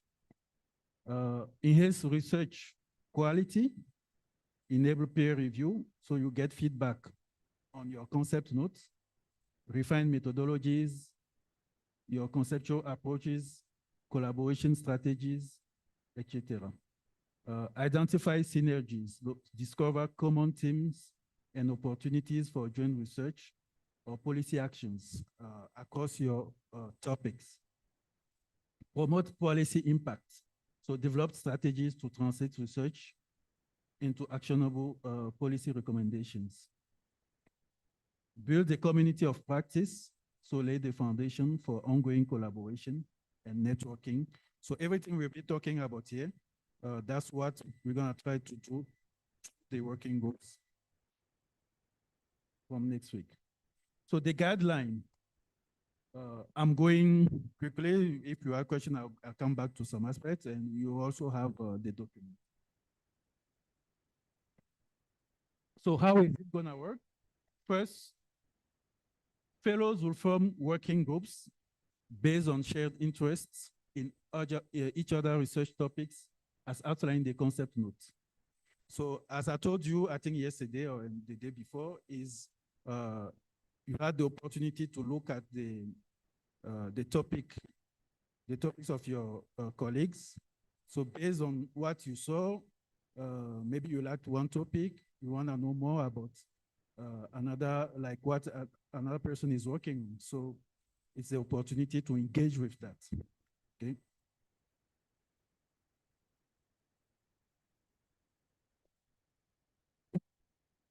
I think you went down too much. Okay. So these are the guidelines to ensure diverse, inclusive, and effective groups. Group size, you'll be forming groups from 7 to 10 persons per group.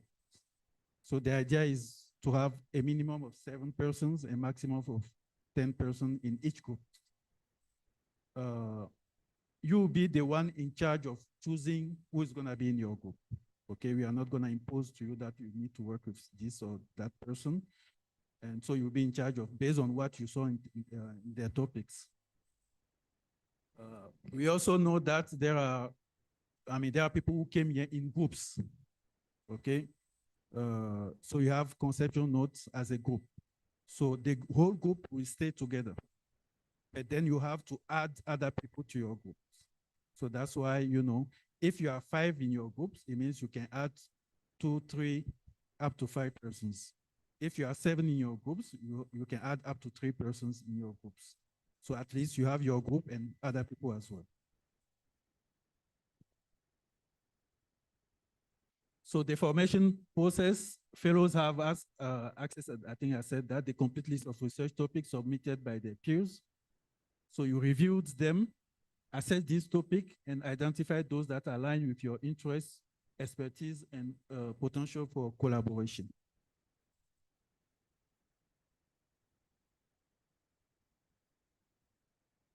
So by the end of day 4, which is today, you must indicate your preferred group partners to Podesria desk, and we will assist you in finalizing groups to ensure that relative balance in gender, disciplinary background, and country region representation. So the idea is we're gonna stop at maybe in 30 minutes or 45 minutes, depending on your questions. And then after that, you have the whole afternoon to form your groups.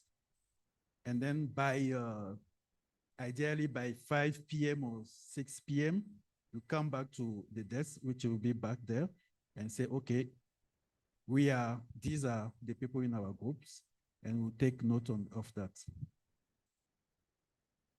So diversity and inclusivity. Groups should include fellows from different countries.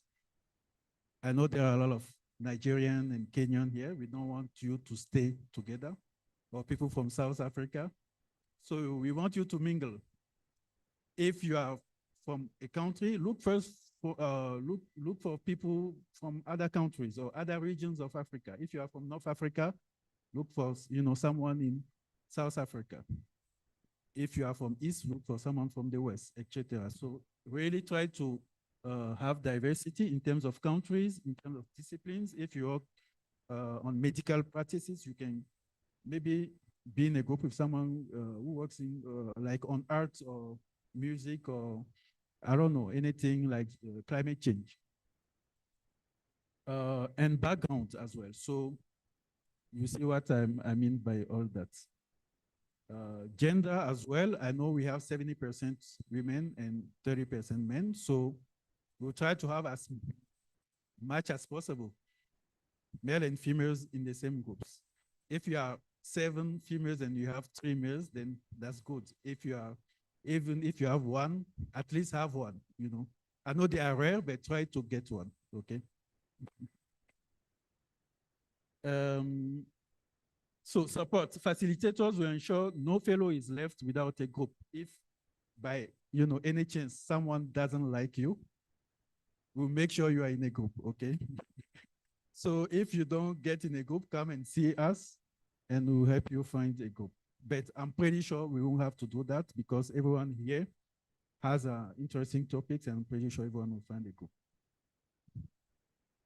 And resolve any conflict. So we'll provide guidance on maintaining inclusivity, respectful interactions.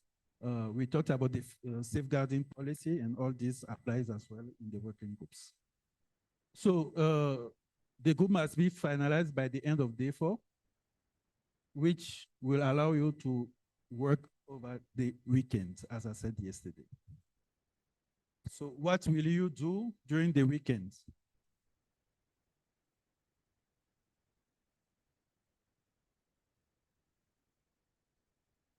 So these are the tasks that you have to do during the weekend.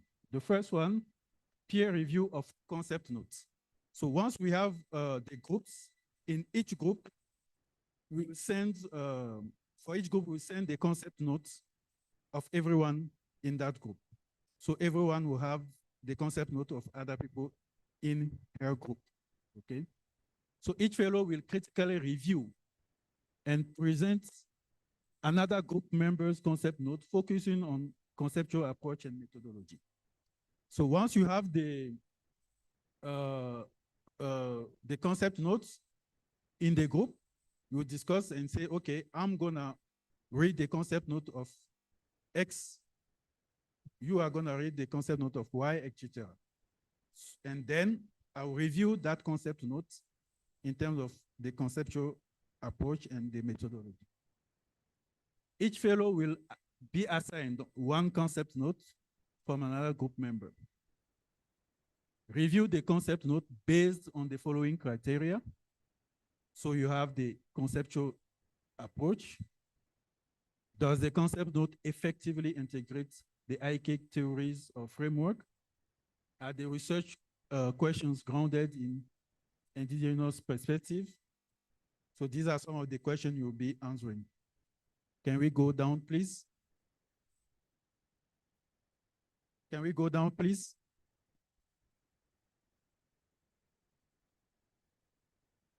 Then conceptual approach, the structure, is the concept not logically organized, okay?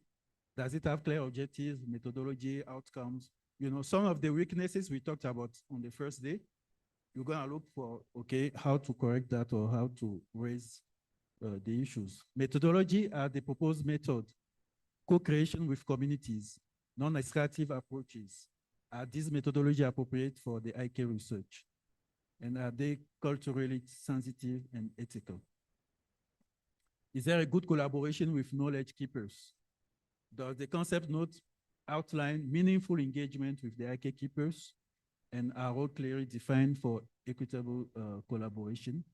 And then can the proposed research be completed within the AFRIAK program timeline, which is around 7 months? So the ways the concept notes is presented, is it something that can be done in 7 months? Okay, you also give your feedback on that. So once you review the concept notes of your colleague in your group, you come back to the group and present what, you present your review in 3 minutes.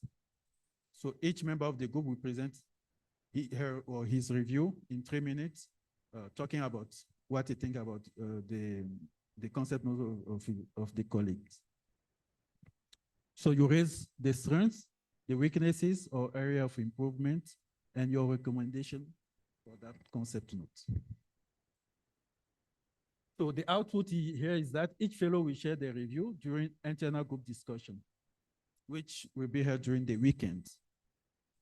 So you organize yourself and see when you're gonna meet during the weekend to give back your reviews each for 3 minutes. Can we switch to French now, please?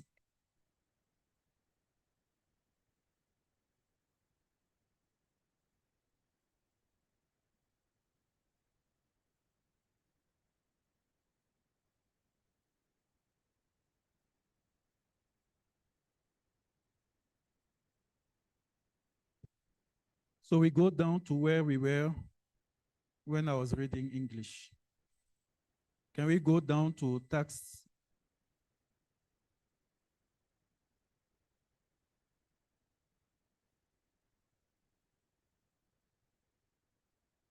Down a little bit more.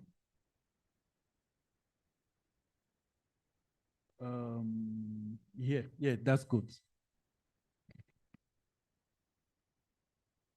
Donc, pour la tâche 2, identification des thèmes communs et des possibilités de collaboration.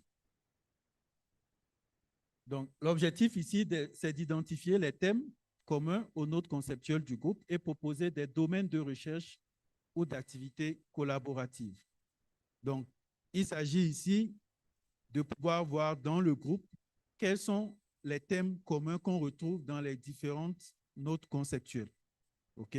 Quand chacun va présenter pendant 3 minutes, ensemble dans le groupe, maintenant, vous allez voir quels sont les thèmes communs qui reviennent.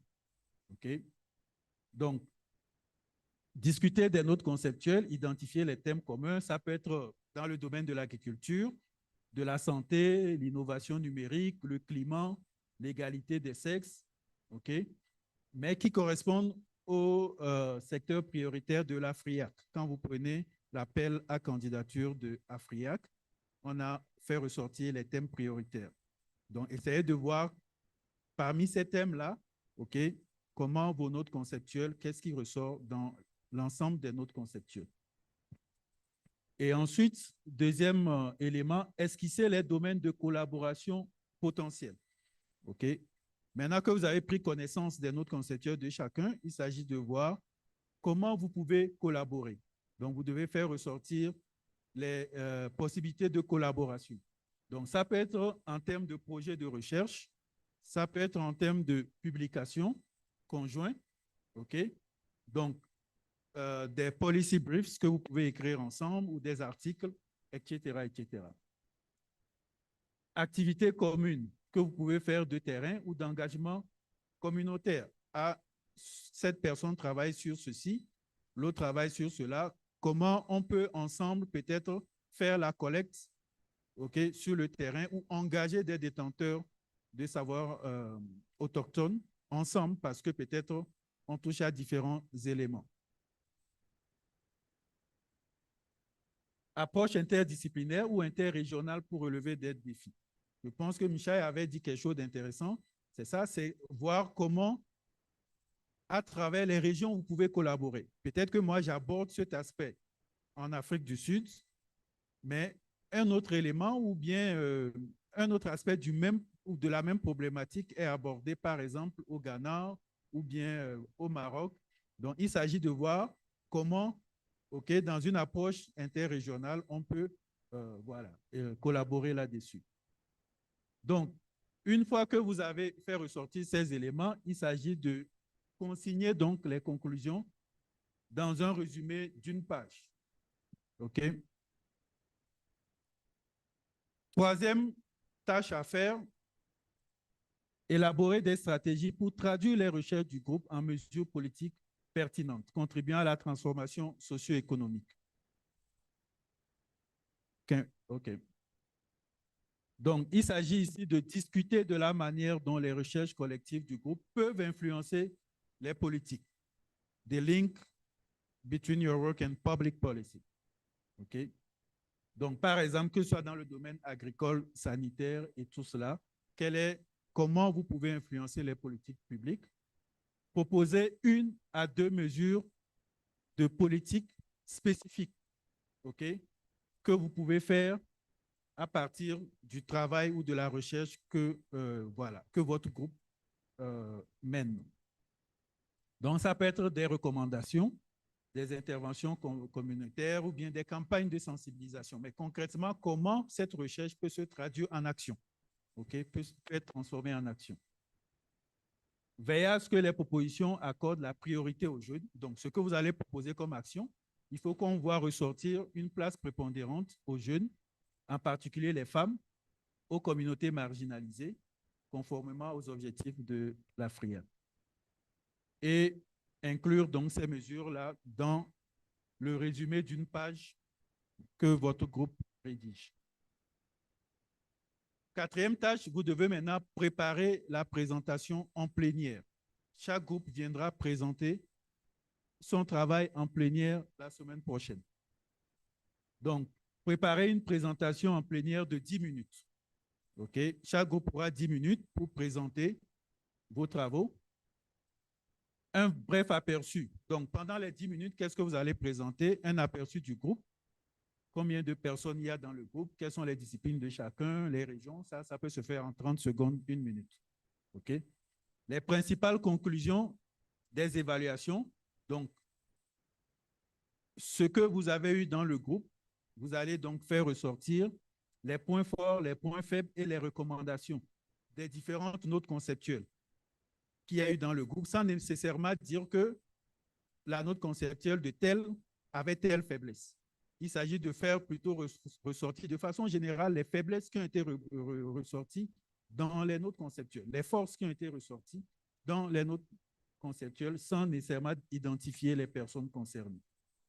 Donc, les sujets ou les thèmes communs identifiés dans les notes conceptuelles, les domaines de collaboration proposés au sein du groupe, les mesures politiques proposées et leur impact potentiel. Donc, évidemment, on vous encourage, si nécessaire, d'utiliser un visuel, OK, des supports visuels pour qu'on puisse voir le travail que vous avez fait au fur et à mesure que vous présentez. Et repartir les rôles au sein du groupe.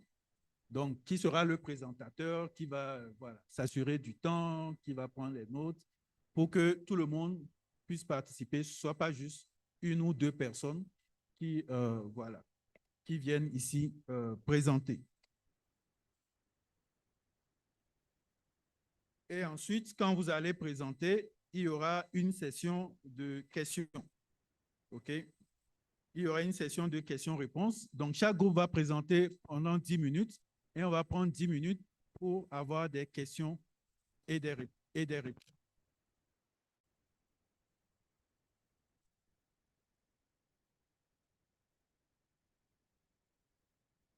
Donc, les groupes, une fois que vous avez fait le travail de groupe va se faire à partir de ce soir, demain samedi, et dimanche. Donc, ce que nous attendons, c'est d'avoir le one page, donc la page qui résume les résultats de votre travail, lundi à 8 heures, avant 8h00. OK? De tous les groupes. So by Monday, 8 a.m., we want to have all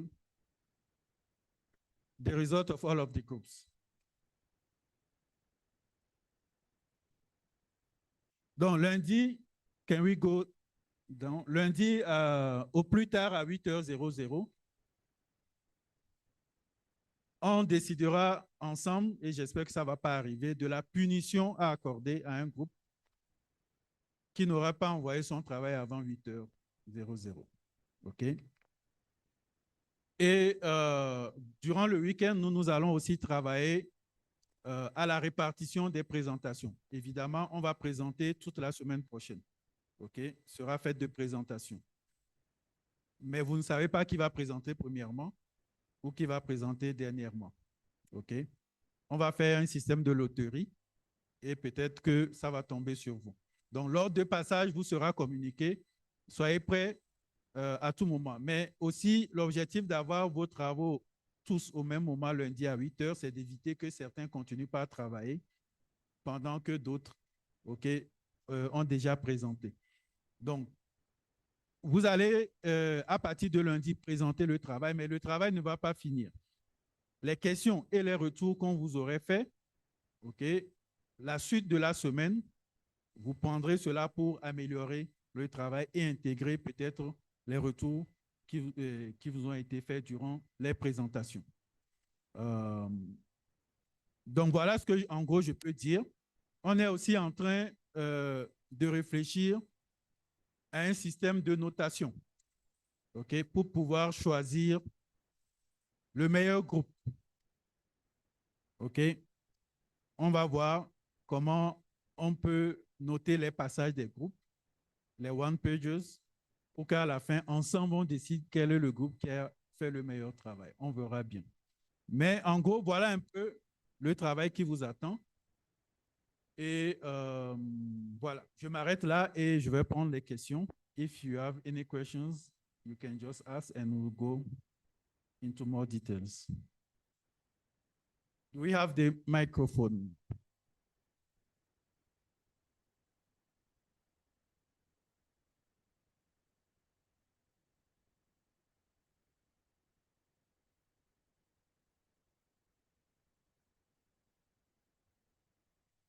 So I take 2 questions here, 2 there, and I come here and I go back.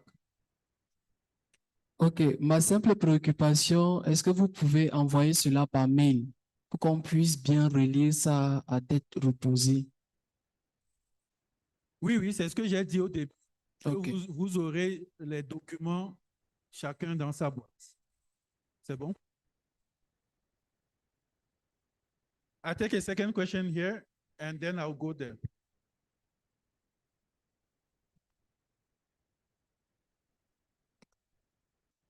Thank you, sir.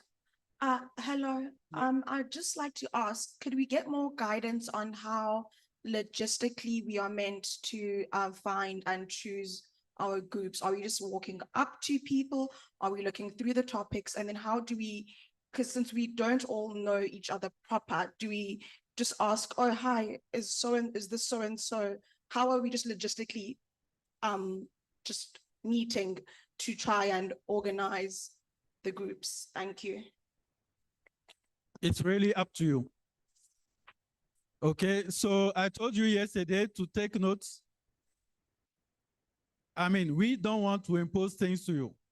It was your duty since Monday to get to know your colleagues, okay? Sorry, can we get emails or numbers then? Because how do we contact a person if you just see it I'm from the coming. list? Let me finish first. So I'm hoping that since Monday you got to talk to 1, 2, 3, I don't know how many persons. You got to know the topics of some of the persons there, or you also looked at the topic and you saw some topics that you liked. So that's the opportunity to Now say, okay, I need who I want to work with someone, okay? So if you don't know, you saw the topic and you don't know the person, you saw the name, you saw the topic, but you don't know the person, you haven't met the person since Tuesday, then you can come to us and say, okay, I'm looking for this person, and we'll help you find the person, okay? If maybe you already talked to someone and you learn about the topic of the person, then that's much easier. But if you haven't and you just saw the topic and you want to contact the person, just get in touch with us and we'll help you. And then if, I don't know if you are individual or you are in a group, but once you know someone or once you are in a group with someone, that person also can bring, someone else. But we are really leaving up to you to be creative in terms of how you're going to engage your friend here and, with whom you're going to work with. And it's really, we want to be flexible and really creative into that and not really be, I don't know, give you like strict guidelines. I don't know if I answered the question, but we really want to be open on that. Jonathan, yes. Do you have the microphone?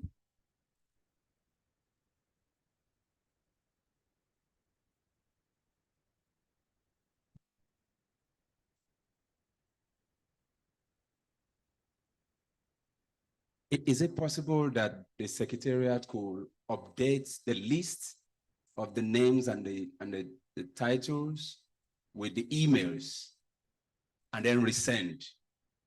And then once they have it, then they can start contacting. If the Secretariat can do that maybe in the next 2 or 3 or so hours, then they can resend to everybody rather than just coming to bombard the Secretariat with requests. Then they have the list and the emails, possibly numbers.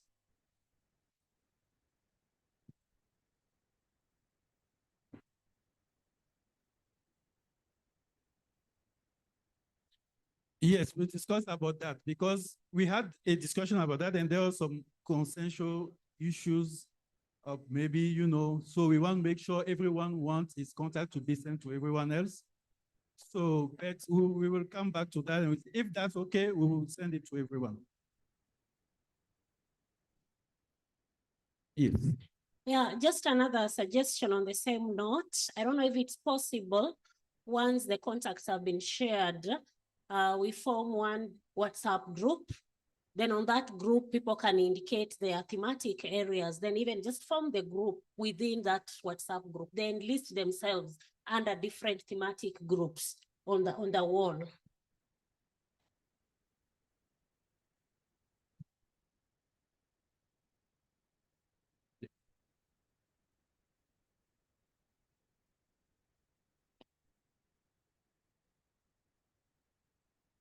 Colleagues, I just want to draw your attention. Not everybody is comfortable with their contacts being on a list that is circulating among a big group. Some of us are very comfortable about that. Some of us are very comfortable being in WhatsApp groups, but others are not. So the challenge that comes is if we say, let's do this, and a few people are not comfortable, either they have to just consent because they don't want to be left out of it, or they end up being left out. And there are reasons, some people have got very good reasons why they prefer their information to be kept confidential. It's the same thing that comes with a WhatsApp group, that it's a great idea, but for us to do that, the Secretariat must get the consent of every single person. And we don't want to put some people in a situation where they are very uncomfortable about it, but then they feel compelled to do it. So do you understand why we are trying to be? So we would rather that you form the groups. If within that group, everybody is comfortable for that circulation and fine, that's fine. And maybe towards the end of the week, we can have the conversation on how we do it. But at this point, we're still getting to know each other. So may I ask, I know for some of us, it's such a non-brainer, but may I ask us just to bear with us, to bear with the rest. And this is why you're wearing this. So over lunch, if you are only sitting with people from your group, and when you had us, we kept saying that you're the most innovative and creative group and you clapped for yourselves. We were setting you up. So let us see what you will do. So I would take, I took 2 here, I'm gonna take 2 there.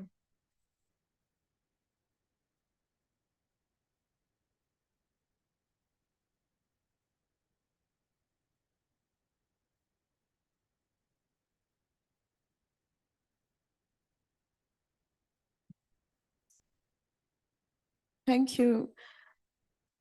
Hi, everyone. I'm Sandra from Cameroon. Please, I was just wondering, how are we going to manage the communication barrier? Because when we talk, when the facilitators talk, there's an interpreter, but amongst us, there are people who don't understand English. There are people who don't understand French at all. So how are we going to bridge that gap?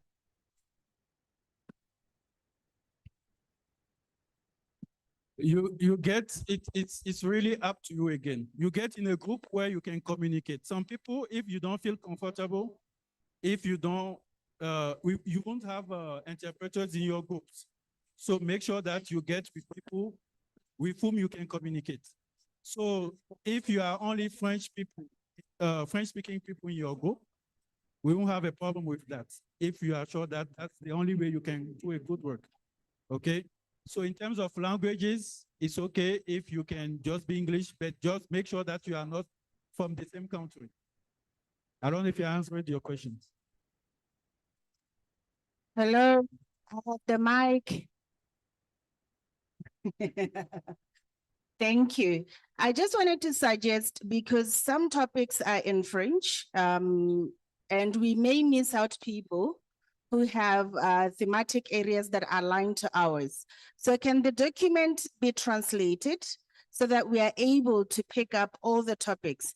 And also, may I suggest, to keep it neat, can perhaps the Secretariat create either a Google link or a Dropbox link, and within that, create various folders in different thematic areas. For example, for people who do gender and sexuality, for people who do languages, for people who do traditional medicine.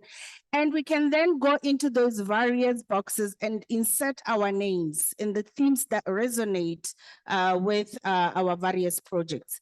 And that way, I think we can then share emails underneath those. It may help. It's not possible that during lunch I can meet all 150 people and find out who aligns with my topic. So let's also use the technology as well. Yes. That's a good question, but then you're asking us to categorize you by topics, right? Set our topics in you can just make folders or links for the various topics, the various thematic areas. Then we'll find our thematic areas and put our names in there. So if someone, let me say something. I'm not able for some conceptual note, I'm not able to tell you that it's gender or it's climate change. Okay, I might put someone in gender and the person is working on climate change. Or the person say, oh, you didn't put me on climate change. No, you are not putting anyone. You are just creating thematic areas. We will be the ones to choose the boxes we fall into. The themes that align with our work, we'll choose them ourselves. You just create the boxes. Also remember, because some topics are in French, we don't know, we may be missing people whose topics align with our work, who could contribute a great deal to our work. But if we created folders, they'll identify those folders themselves. Yeah, but for French, I think it's easier. Now you have translation tools everywhere. You can just, copy and paste all the French things. Yeah, exactly, because you are using the technology. But during lunch, we cannot really be able to translate the topics ourselves and go into talking to people and translating the topics. Okay, but I really hope that since the first day they sent you the topic, at least you started looking at it. Not today, you didn't start today, but you got the topic, it's been a few days, right? Okay. Come again, we can't hear you. I'm gonna, for that suggestion, let me get back for the folders, okay? We're gonna look into it if that's possible to do it right now. But again, for me, it's always better to go and talk to people. That's really what we want you to engage with people, not just, we're gonna use the technology once the groups are formed. But we also want you to engage the people. That's why I started telling you since yesterday to engage your fellows, okay, and talk to them. And we are sure, I mean, I know that you cannot talk to everyone in just 2 or 3 days, okay? But if you see a topic that you like, just come to us. If you don't know the person, we'll find the person.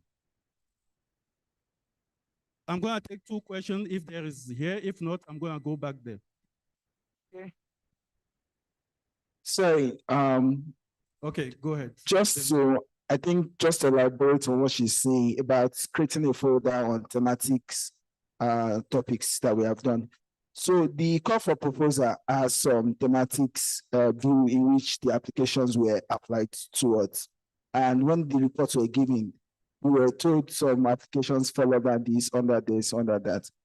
And I guess based on those topics, it's that falls on those thematics. So we can put those topics under those thematic places with their names. Then when we go there, it's easy for you to say, I'm going to pick from that thematic place and see what you're doing. Not that you'll be the one to decide for us, but you, based on those thematic on the call for proposal, so you just put those topics. I think that's what she's saying. I don't know if I'm speaking your mind. Thank you. Yes, I'll take 2 questions. This is Mike. Yeah, go ahead, sorry. Okay. Bonjour tout le monde, moi c'est Roger Miranda Diallo du Sénégal. Yeah, she'll go first. All right, like a simple method that I just devised to take care of the issue of knowing who you're to work with. In my hand here, I have all the people that I already want to work with.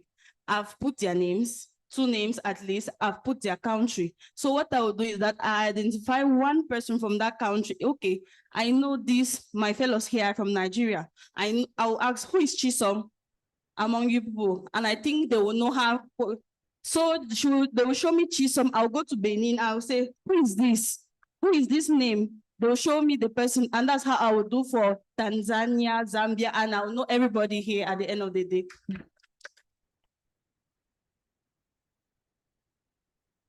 Again, as we said, I'm pretty sure you have creative way of meeting your fellows. Please use those creative ways. And I'm pretty sure the issue will be solved. I'll get, yeah, go ahead.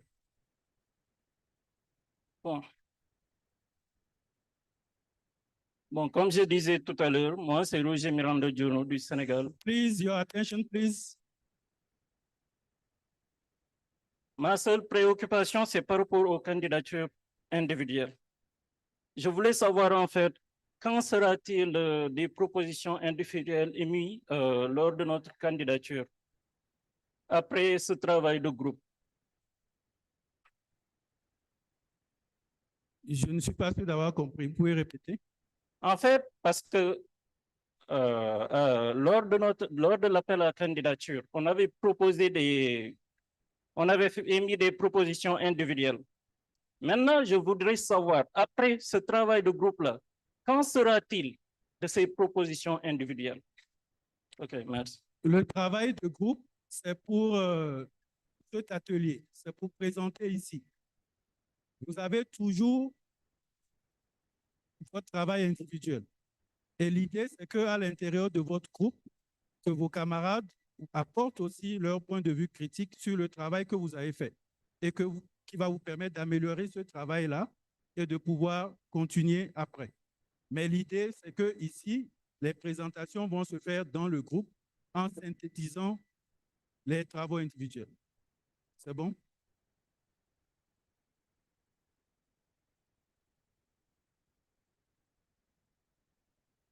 Maybe we'll take 2 or 3 questions if you have, and then we can, if people have special or specific issues, we can then solve them. Yes. Yeah, please, I want to know if groups can merge. I want to know if 2 different groups can merge, and what happens if an individual in a group is interested in another person's work outside the group. Is it clear? The first part, yes, two groups can be together, okay, and form one group. But then make sure that the group is not like 15 persons. If you have 3 persons and 5 persons in 2 different groups, then you can form one group and even add like 1 or 2 individual persons, okay? But then we want groups to stay together because they will discuss their concept notes. So it's better for each group to stay together in the bigger group.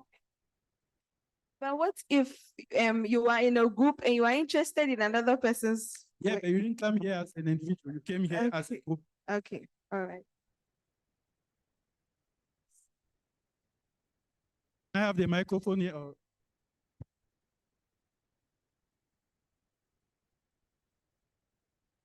Can I just say that's a good question?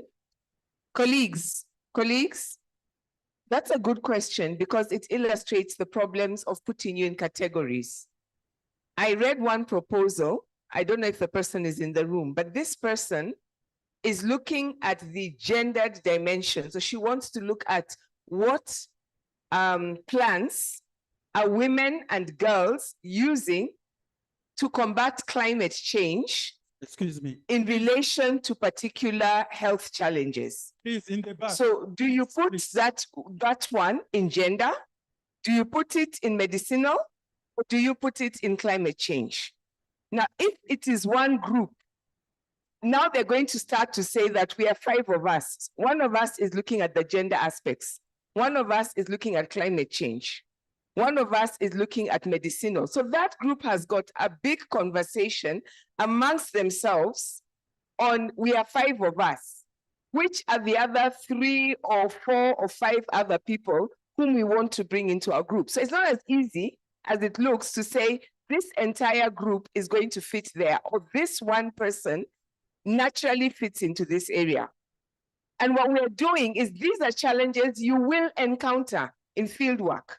These are challenges you will encounter in terms of sites of knowledge. So your work is starting now. We don't want to do it for you. Did we agree you're brilliant?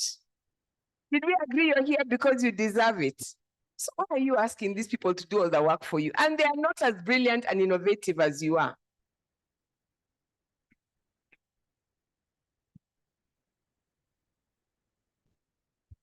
So I don't see any more questions. I'm just gonna go ahead and remind you, we would like to have all the groups by 6 p.m. today.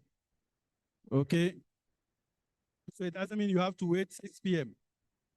If your group is formed now, if you already know like 7 persons with, or 6 or 7 persons with whom you want to work, you can just come and, let us know the group. So thank you, and have a nice lunch and a nice weekend of pleasure and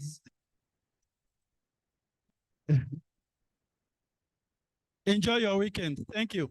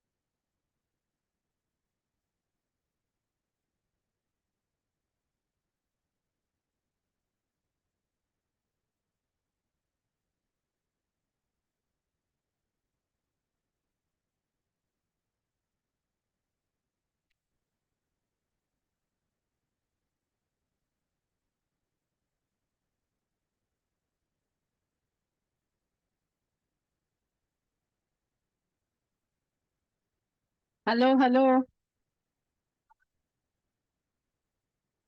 Remember to leave the headset on the table, please.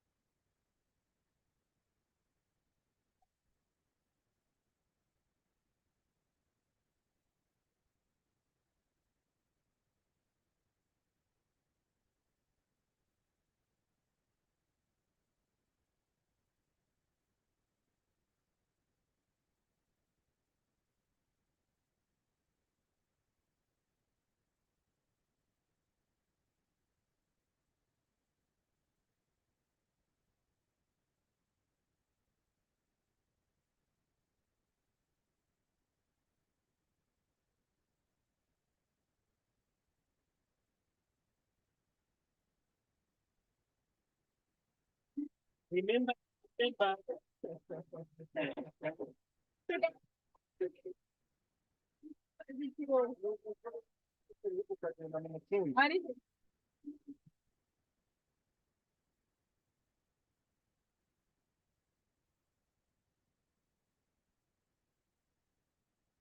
Leave the headset on the table, please.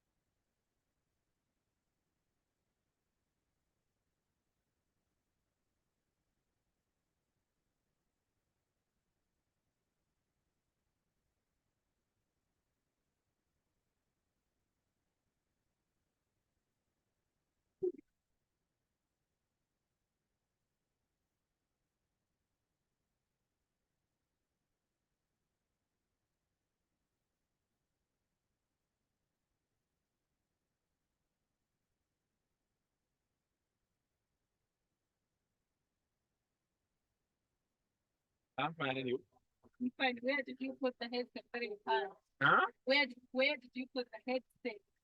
This one. Huh? I don't use some French, English. You. I'm French or English. Um, where?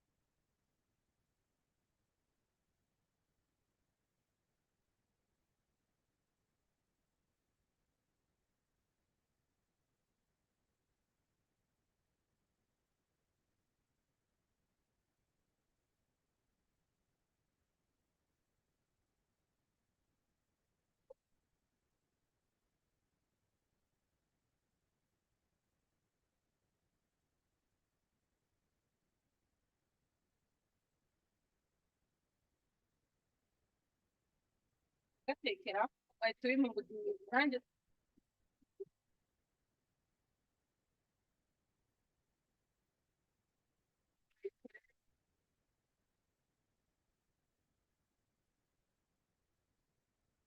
wampamagaye se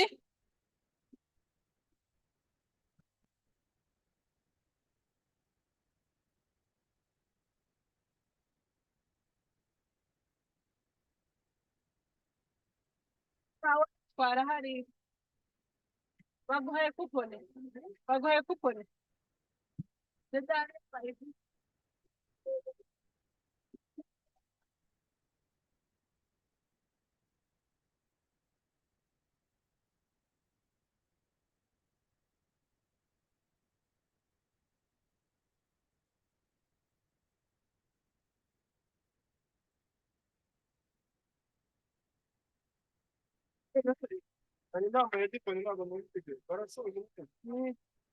sangapi ngiye kuzimya gitaha sangapi